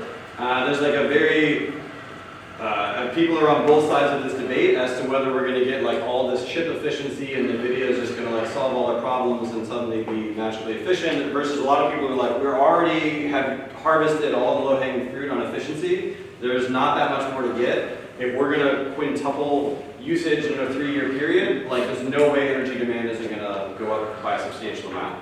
In the US and North America, data center demand is probably 2 or 3% of the total electricity load. And so that's that's actually a lot, and if it doubles, that's actually a really big piece of growth. Yeah? Where do you see it on the debate?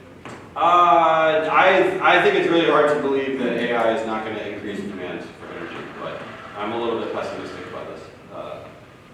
People are overreacting right now, and partly what's going on. Well, okay, there's these bottlenecks in procuring electricity, and so it takes a long time to get things connected into the grid at different points. And because there's this because you have to wait in this long line, everybody's sort of announced they want to be in every line everywhere, and because you can leave the line later, so it's really hard to figure out how much how big the actual imbalance is between demand and supply of energy in the next few years, because everybody suddenly has an incentive to announce that they need huge amounts and then ask for it because they don't have to write a check yet. And so everybody's, so it's hard to, there's a huge imbalance in what's being reported, but it's hard to know how much of that is real and how much of that is people just taking the option value of getting a lot of lines so they can just pick one of them and get out of the other lines later. Okay, one other thing before we leave corporate footprinting is net zero oil companies. So one of my favorite, factoids or bits from this world of corporate pledging and decarbonization plans are the fact that most of the oil companies have some sort of net zero plan. So Saudi Aramco has a net zero plan, and Chevron has a net zero plan. Some of them have backed off of it recently, but there was quite a surge of these. Every oil company suddenly had a net zero plan a few years ago. And the last international negotiations, the COP28, around last December, there was like a pledge from the 50 of the world's largest oil and gas companies about how they would all kind of have these net zero targets by some later year. So what would you guess is true about Chevron's net zero plan and its scopes 1, 2, and 3? What things do you think are included in that? Oh, I should say one thing is like Amazon has scope 3 emissions in the sense that it says like when they build a device, everything that an Amazon device or an Amazon product, it's upstream or downstream emissions. It does not try to calculate the footprint of every product that moves through the marketplace. Right? Okay, so there's a pretty big distinction there. So anything that is like their own product, yes, but a third party, they account for the fact that they are responsible for packaging it and moving it and shipping it, but they're not treating that as their own product. That's the vendor's footprint. Okay? All right, so what does Chevron do when they have a net zero plan? What is that covering? Would you guess? Scope 1 and scope 2 of the emissions. Yeah, so Chevron can't get to net zero if they count what happens when they sell you the gasoline and you burn it, because there's just, that's never going to be net zero. There's no way for that to ever be net zero unless they've completely moved away from fossil fuels and the only thing they sell you is like biodiesel or something. Actually at that point, once you combust it, it's still the same chemical. So you'd have to do you could imagine a life cycle analysis where you think there's enough negative emissions from the stuff that goes into like making corn that it doesn't work this way in practice, unfortunately. But they're basically their pledges are about energy consumption at their own refineries, their corporate travel, their corporate buildings, not the use of their products. Okay, so that's the only way they get. I mean, they're not really working very hard on these net zero plans. This is like just greenwashing. I think just unabashedly, but it would be hopeless to even like put out a plan if you were counting for the use of your product when your product is a fossil fuel. Yeah. Now that companies, and I perhaps I don't know all the nuance of how this applies for oil companies or if there's any differences, but now that companies will be allowed to include, like for example, reforestation projects that occur on their supply chains as working against their scope 3 emissions, could in theory an oil company that like went hard on an insetting strategy be able to achieve net zero? Okay, so this is a perfect segue. If you need coffee or water or run in the bathroom, like just go ahead and do it, shuffle around. Given the time, I'm going to keep talking, but you have a license to like make noise in the background for a couple minutes.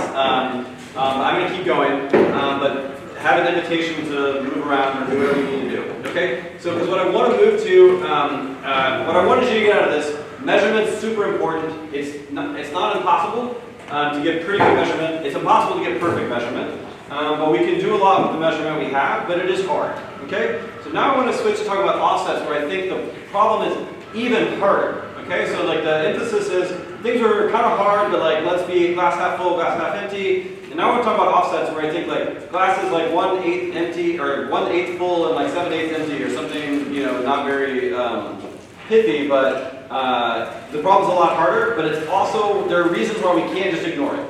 It's not going to go away for a couple different practical and actually economic reasons. Okay. So what are carbon offsets? Why should you care, and what can go wrong with them? Okay. And we're going to talk about offsets. I don't have any slides on insets, but we can call out the distinction in a second. So what is an environmental offset? Somebody tell me. We've been calling it out. We've been giving examples. It's already come up a few times.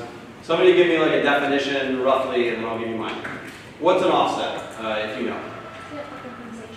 It's like a compensation. Yeah, so perfect. So it's like, I'm going to say, I burned some fossil fuels over here, but I reduced them over there, and so what I want to report to you is the net effect of those two things. Okay? And I just want to emphasize, conceptually, that might be fine. Okay? The trouble is in like the actual implementation of this. The idea that you could offset something is by itself not a terrible idea if nothing goes wrong, because especially with something like carbon dioxide, they're really like 1 ton of carbon really is another ton of carbon, like emitted at the same time or saved at the same time. Like they really do offset each other, because it's not like there's a local effect or something. This all just goes up into the upper atmosphere and uniformly mixes in the long run. So if you can really, you know, shuffle around and save things, you're actually doing good, if that's what you truly do. Okay? So a carbon offset, one definition, is a reduction or removal.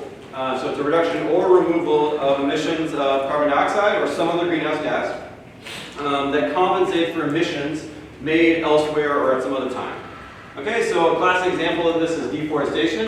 This is like if you can see, this is like a tragic picture of part of the Amazon being clear cut, and so you can just see there's this like virgin rainforest, and then you can see the edge where it's just been burned, and then will be used probably in this case for low-value agricultural pasture land, which is sad. Okay.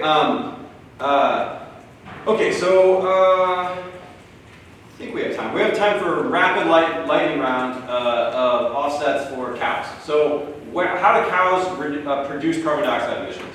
Or actually not carbon dioxide. How do they produce greenhouse gas emissions? This is a digestion system, methane production. Yep. Okay, so they get methane from their digestion. Okay, so 2 ways. So cows burp. As I understand it, I'm not an agricultural expert. As I understand it, people often talk about cow farts. It's actually burping, I think, overwhelmingly not farting, but it's the interfermentation that comes from the way that ruminants digest food. They produce a lot of methane through their 7 stomachs, okay, the way that they consume food. Okay, there's another main source that comes from modern day agriculture, and that is what? The other way we get, it's the manure, right? So it's the way the manure is managed. So in modern day large scale agriculture, different from small scale local, by the way, in terms of its methane production, in this dimension, worse in this case, is you, modern large scale dairies or feedlots for end of life for beef cattle will take all of the manure and basically shovel it into a lagoon. So there's literally a pool of shit in the middle of these facilities, and at that point the bio material will produce a lot of methane as it changes and it reacts. Okay, so what can you do about that? What is so a couple things. We'll just be very quick here. How could you reduce those emissions? Diet changes. Diet changes. Okay, so this is like there's hope for this, but it's like unfortunately it isn't switching cow diet. So the burping part can change possibly based on what you feed the cows. But it's not as if like, the old traditional lovely cow diet that they used to eat back in the 1600s or something produces no methane. That's not what it is. What you need is to do something that's different. So we're like feeding them seaweed, turns out, that helps a little bit, but there's also just like a lot of research going into like food additives that could change the chemical reaction that's happening in the cow's stomach. They could still grow and be healthy, but they burp a lot less, or maybe even dramatically less. So we're hopeful of that, but the burping part's really hard. So if you want to reduce GHGs from cows, I'll just you guys called this out earlier. You just have fewer cows. So that's the easy way. Easy way scientifically. It may be very, very hard societally to get people, especially as lots of different, especially as the globe gets richer, to get them to eat less meat, or dairy. So that's an easy way to do it in terms of the science, but maybe societally very difficult. It's scientifically hard, but societally easy if we can feed them some inexpensive additive and their carbon emissions just go down. Then people don't have to change their behavior, and it's a lot easier for them. Okay. So that'll be great if we can get that technology. What about the manure, right? So you feed them seaweed, they still poop, we still get methane. What can you do with that? Biogas. Yes.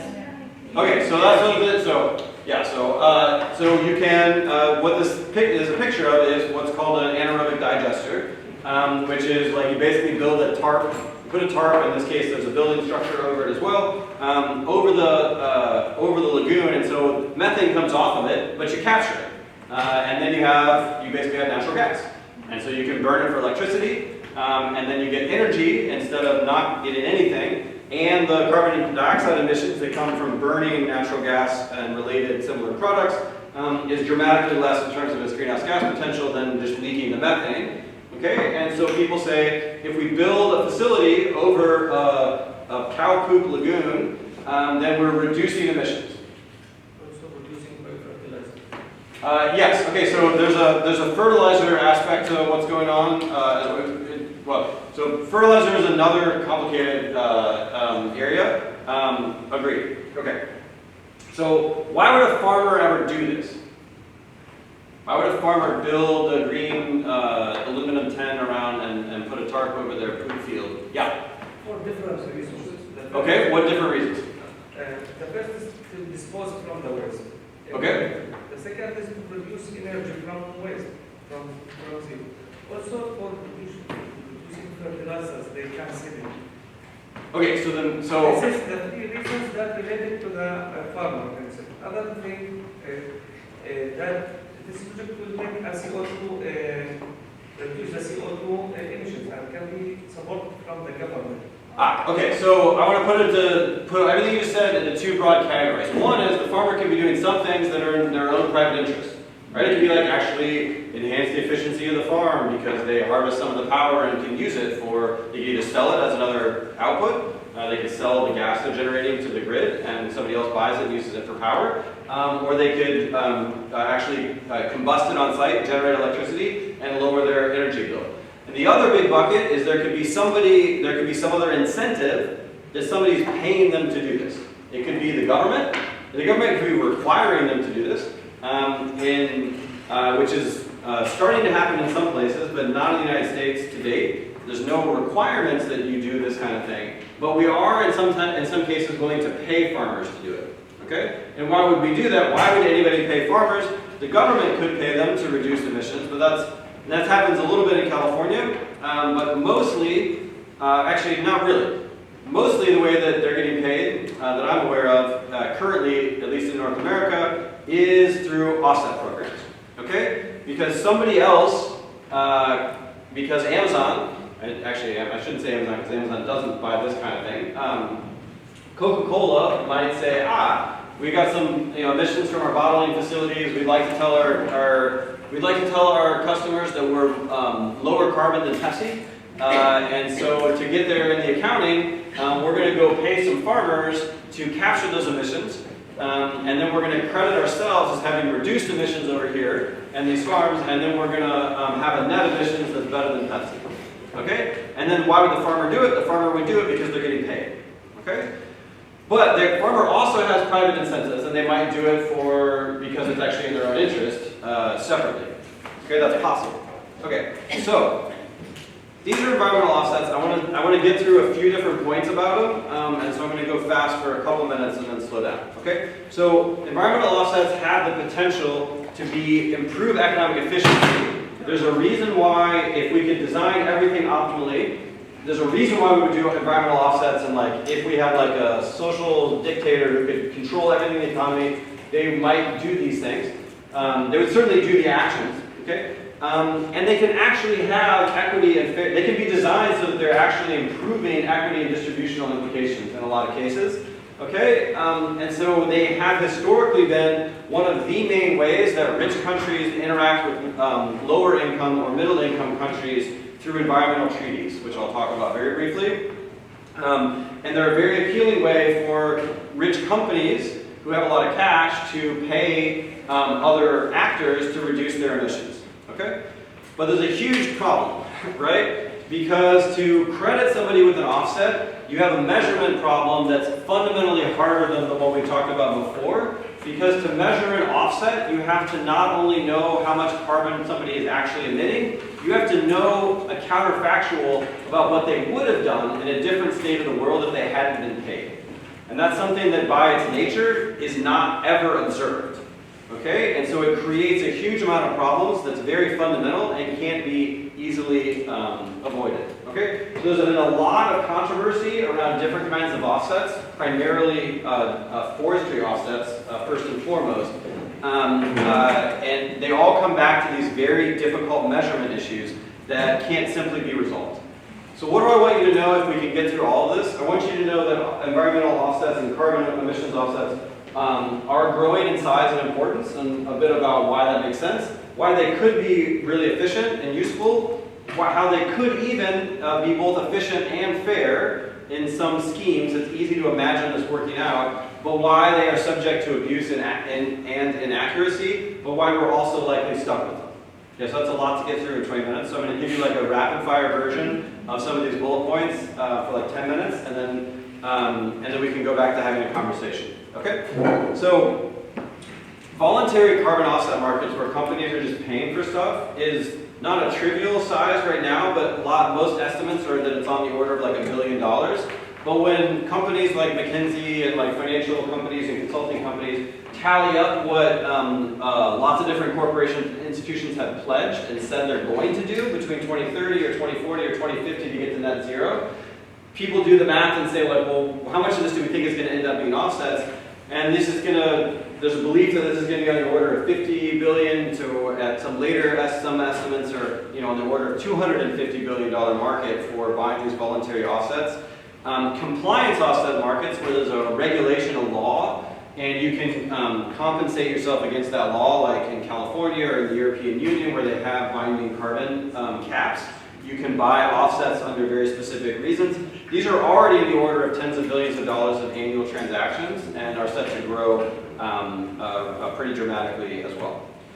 Okay, one thing I want to call out is that if you read like the IPCC reports on different pathways of decarbonization, you read any scientific-based report, not like coming from the corporations, but coming from like the scientists, every one of them that gets to net zero is getting to net zero, not to zero emissions. There's a lot of negative emissions that offset remaining hard-to-abate sectors in every realistic scenario about where we stabilize the climate. Okay, so these net things and actions we need to take that reduce emissions, whether they're directly capturing carbon dioxide from the air and storing it, or whether they're reforestation or other forms of emissions reductions, these sorts of negative emissions where we have carbon sinks on net have to be a real serious part of a net zero plan, just based on the science, okay? You don't have to use offsets to encourage negative emissions activities, but it is the most common way that we create incentives for those things to happen right now, okay? Is through some form of offsetting. So this is just to say, offsets are here to stay, and thinking about how to leverage them and deal with some of the negative possibilities I'm going to talk about in a second should be a really top priority, because we can't just ignore them. Okay? Where do we get offsets today? And again, I apologize for I'm doing a lot of content real fast so that I can slow down and we can go back to talking back and forth in a minute. What are some examples of doing offsets today that are most common? So the most common right now are forestry, where you either reforest an area, or you say this area was going to be deforested and I pay to preserve it. Okay, that's the biggest thing. A lot of offsets are also designed in different markets around renewable energy, where I basically say, like, I'm buying this particular solar facility, and so I'm going to buy from the grid, but I've bought this solar facility to offset my consumption.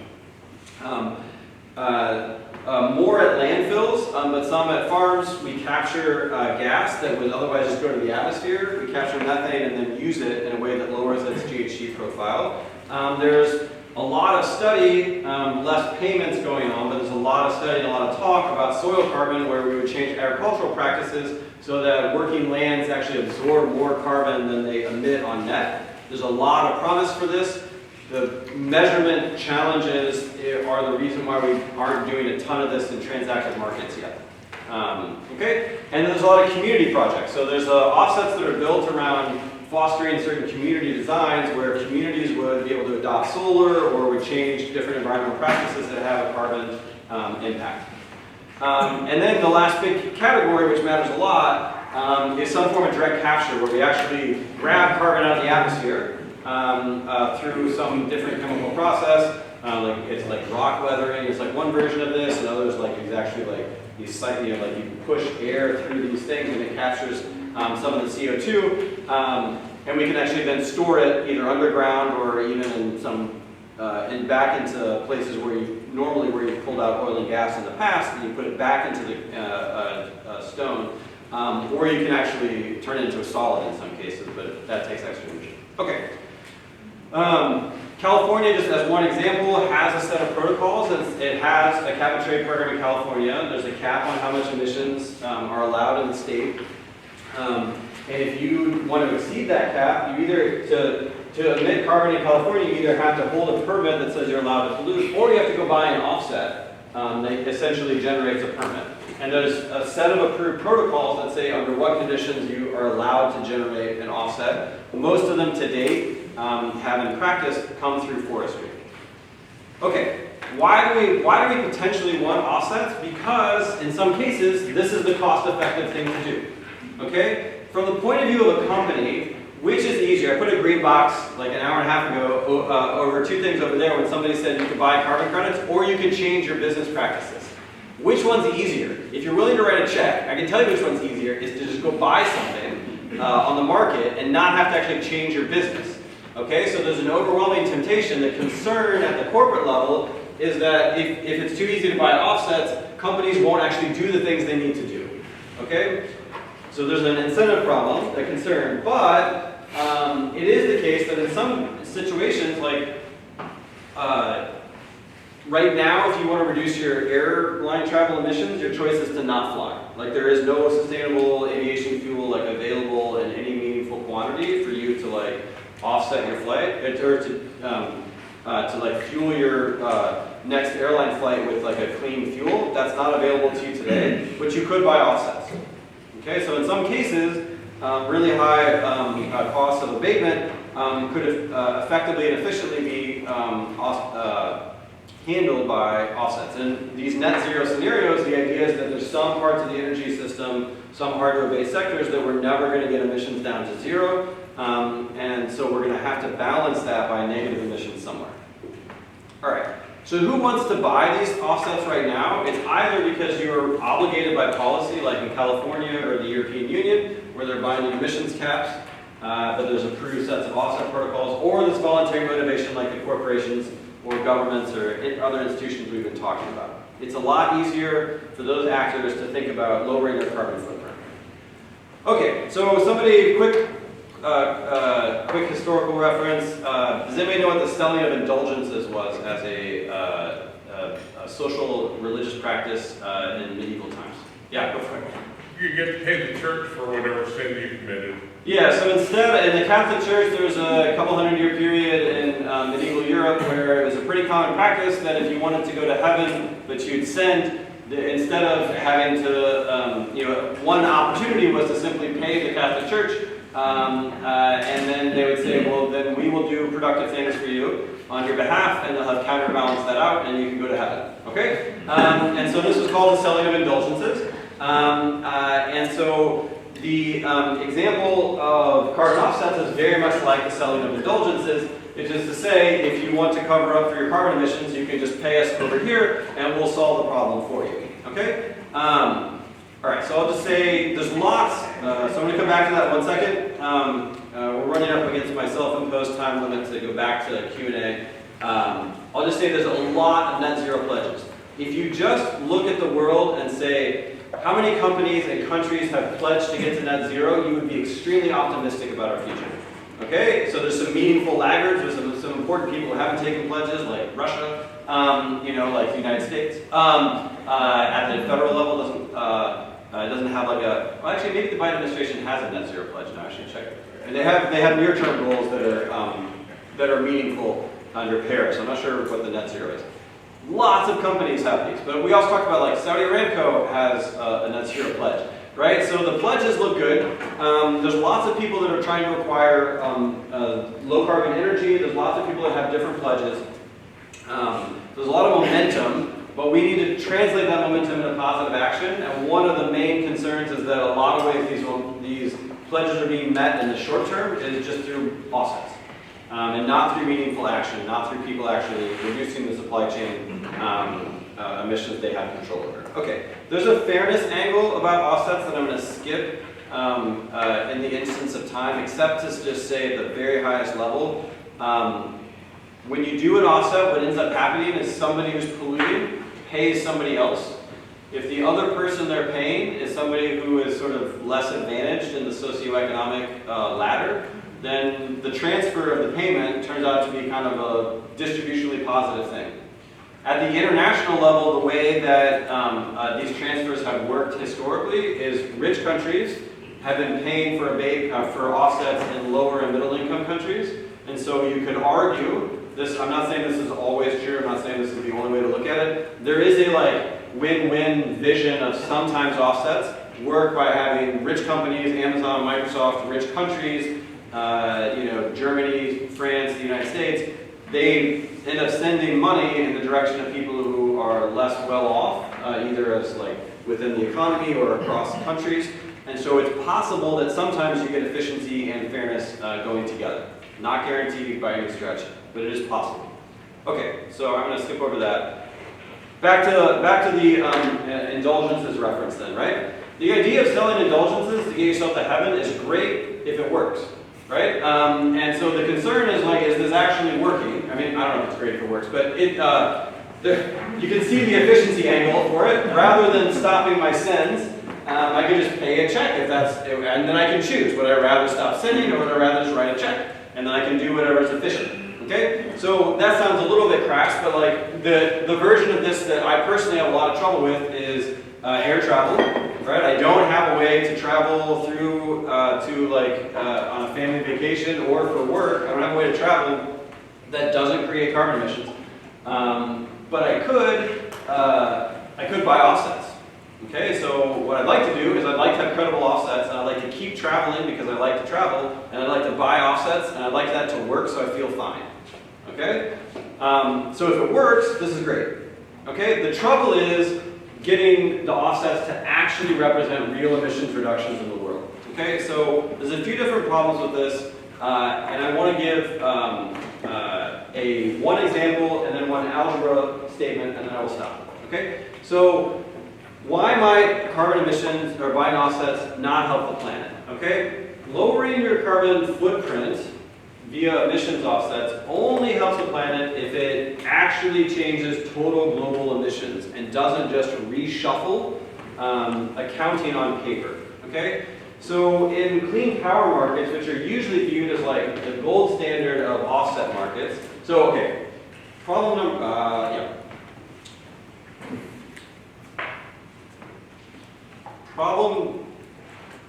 number one for a lot of forestry projects and the main sets of offsets that are happening is that the behavior change where people say, we were going to deforest this and now we won't, are simply not true. They simply were, the actual change of behavior is less than stated and booked. The real problem comes from this when neither the buyer nor the seller has any real incentive to be honest. If a company wants a really cheap offset, and a forestry actor wants to sell an offset at a low price, nobody has an incentive to make sure it's really actually reducing emissions because the company just wants to book it and report that their net emissions have gone down. And so we have a really serious incentive problem. In a clean power market, this is viewed as like a less severe problem, but reshuffling is a second degree problem that is meant to show how hard this problem really is. If I'm Amazon and I want to say that my Amazon Web Services aren't creating carbon emissions, the way I do that is I buy a bunch of clean power. Okay? So there's some lovely solar power and hydro and wind power up here that's zero emissions. Imagine that I'm in this grid and I'm Amazon and this is some aluminum smelter who doesn't want to get clean. Right now this power just goes to the grid and then it goes to us. So what Amazon could do is they can buy the credits and say that they're buying this power. And so there's an institution called Renewable Energy Credits where you basically can certify that I bought the power from the clean stuff and I own that and the clean stuff didn't go here. Okay? It's very easy for me to buy the clean power credits without changing the total production of the electricity at all. All of the electricity, when I buy these clean credits, all the electricity still goes to the grid, and the grid still comes to us. I just bought a piece of paper that said which electrons I owned. Okay? But it didn't actually change what was happening in the real world at all. Okay? And so this is like, renewable power markets is like the gold standard of offsets. It's the thing that like a company like Amazon does do.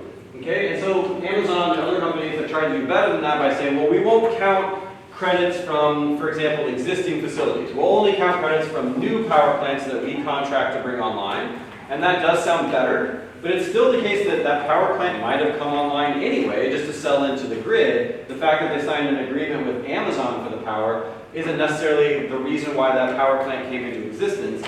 So even then, we can't really be sure that Amazon isn't increasing emissions just because it has some stuff on paper that says, no, don't worry, we have enough renewable energy to offset our total energy. They're still drawing from the grid, and this could also be reshuffling, even if they're signing these agreements.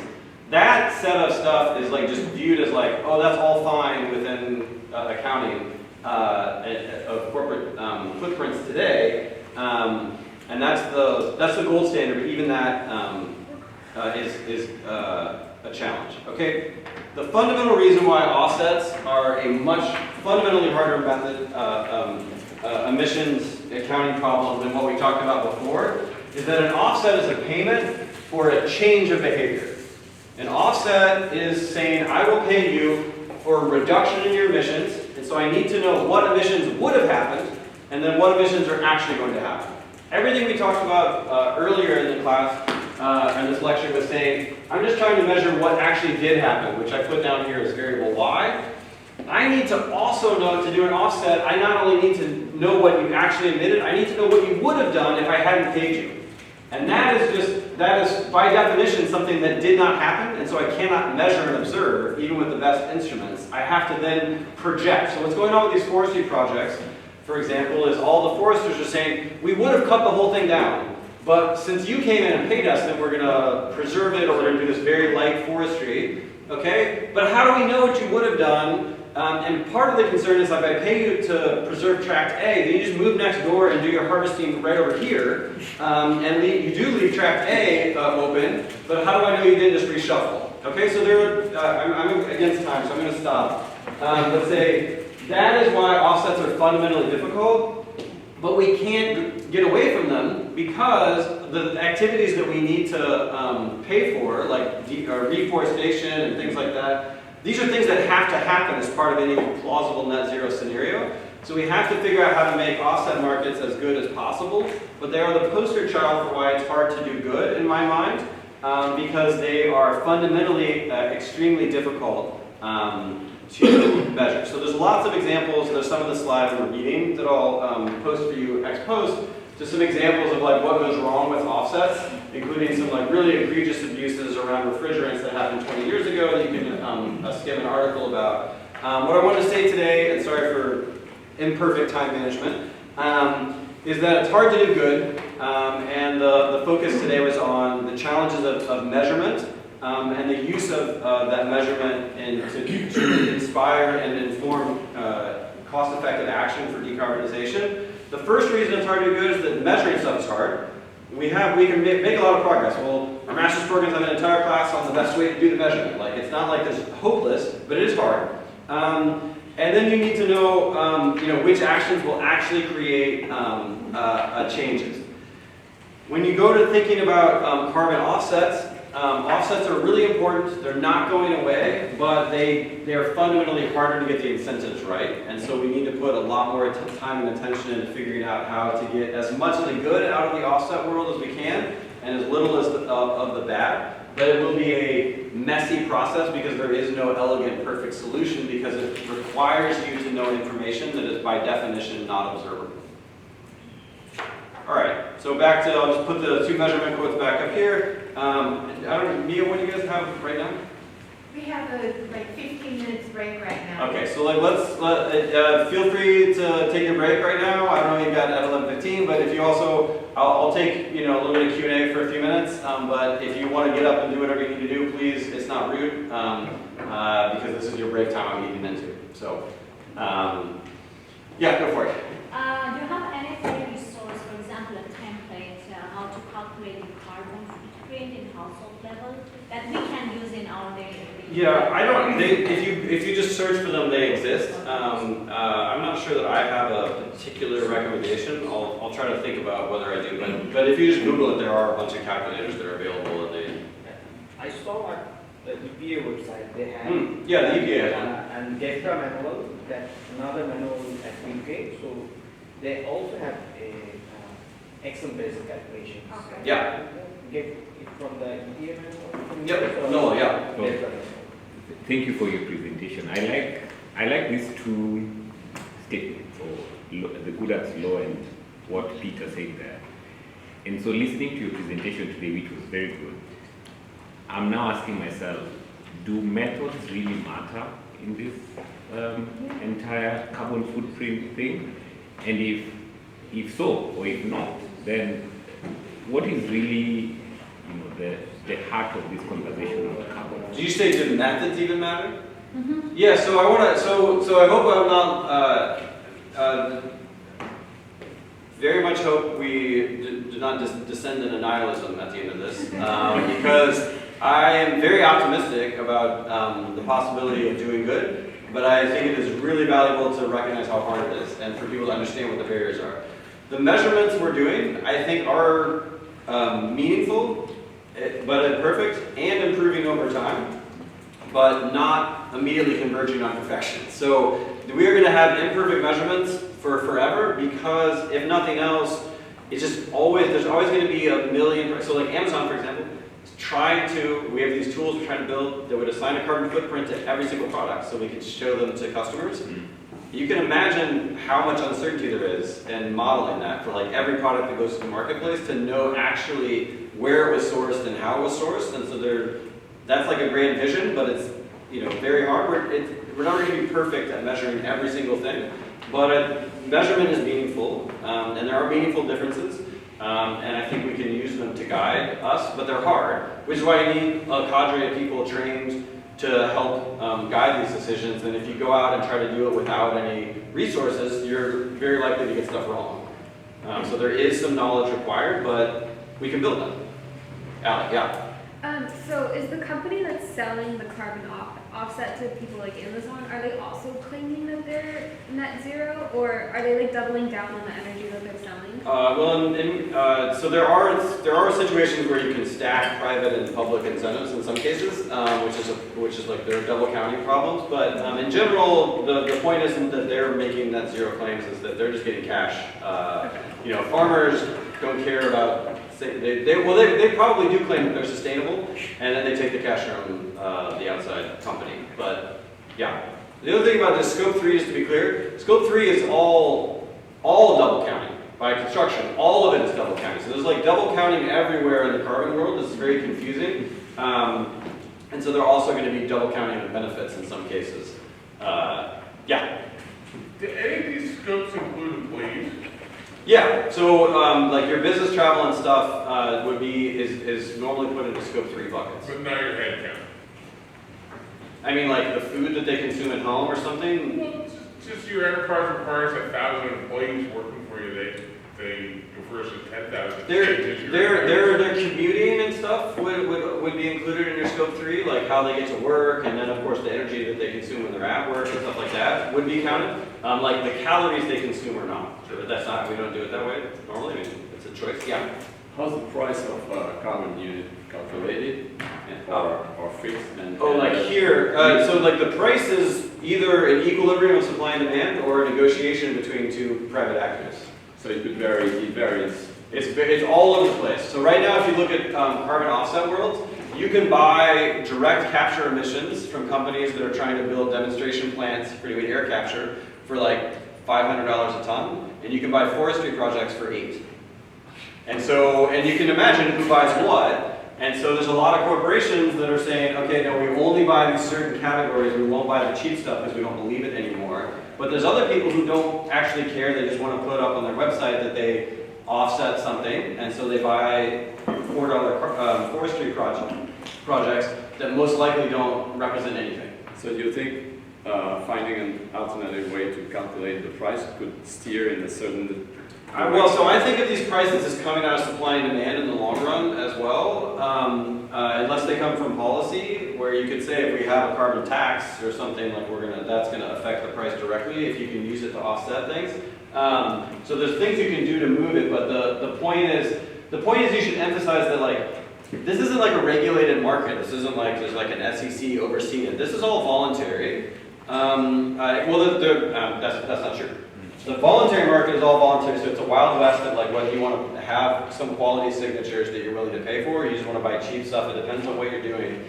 The compliance markets have very detailed rules about what does and doesn't qualify, and only very specific things count. So, but that's all. The prices that emerge there are strictly supply and demand driven. Yeah. What is your take, Jim, on the lab-grown meat? Since I think California already approved 2 companies. On what, sorry? Grown meat.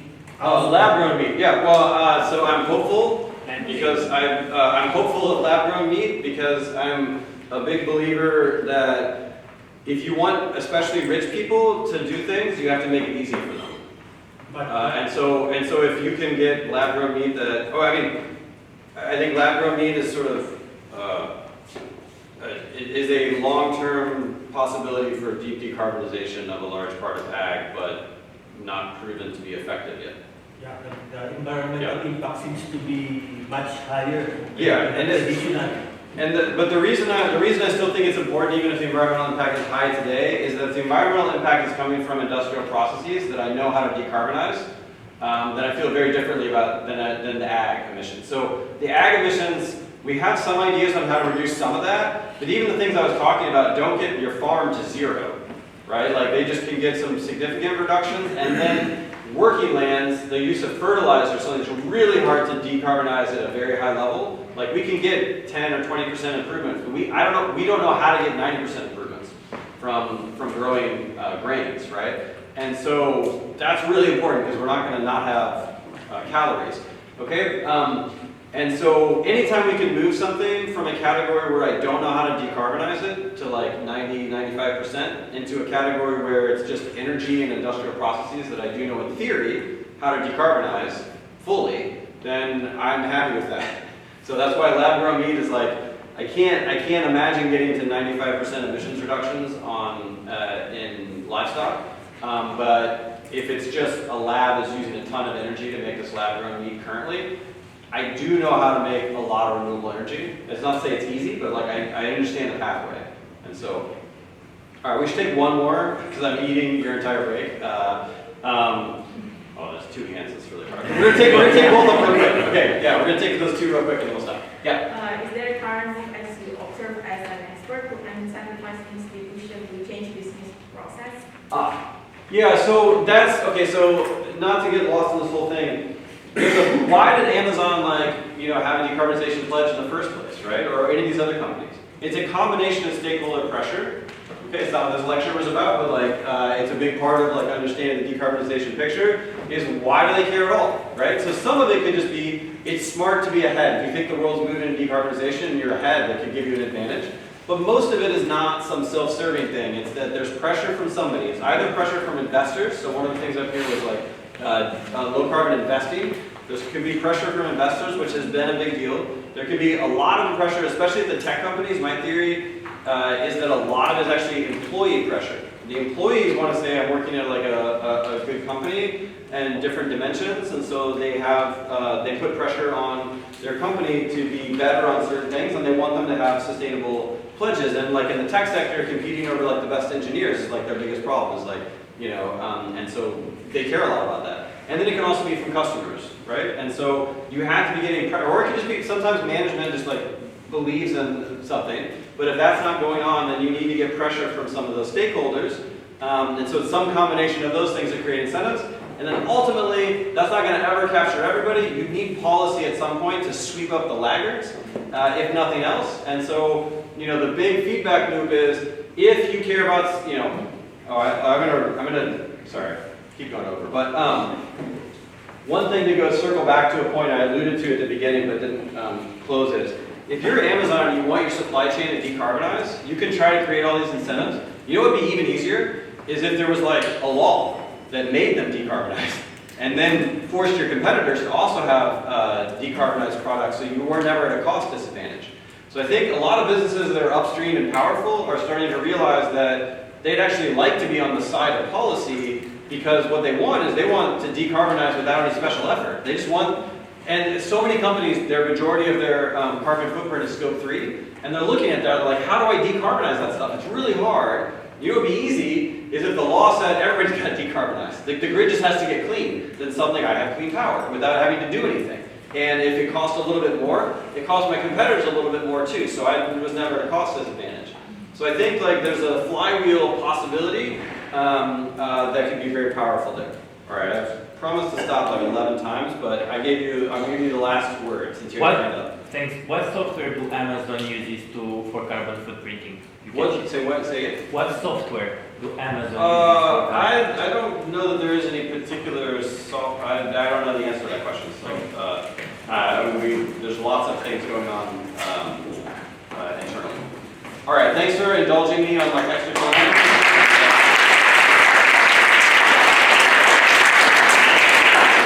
That was really fun, and enjoy the rest of your day. And Thank you so much, Jim. Yeah. You will have access to the slides.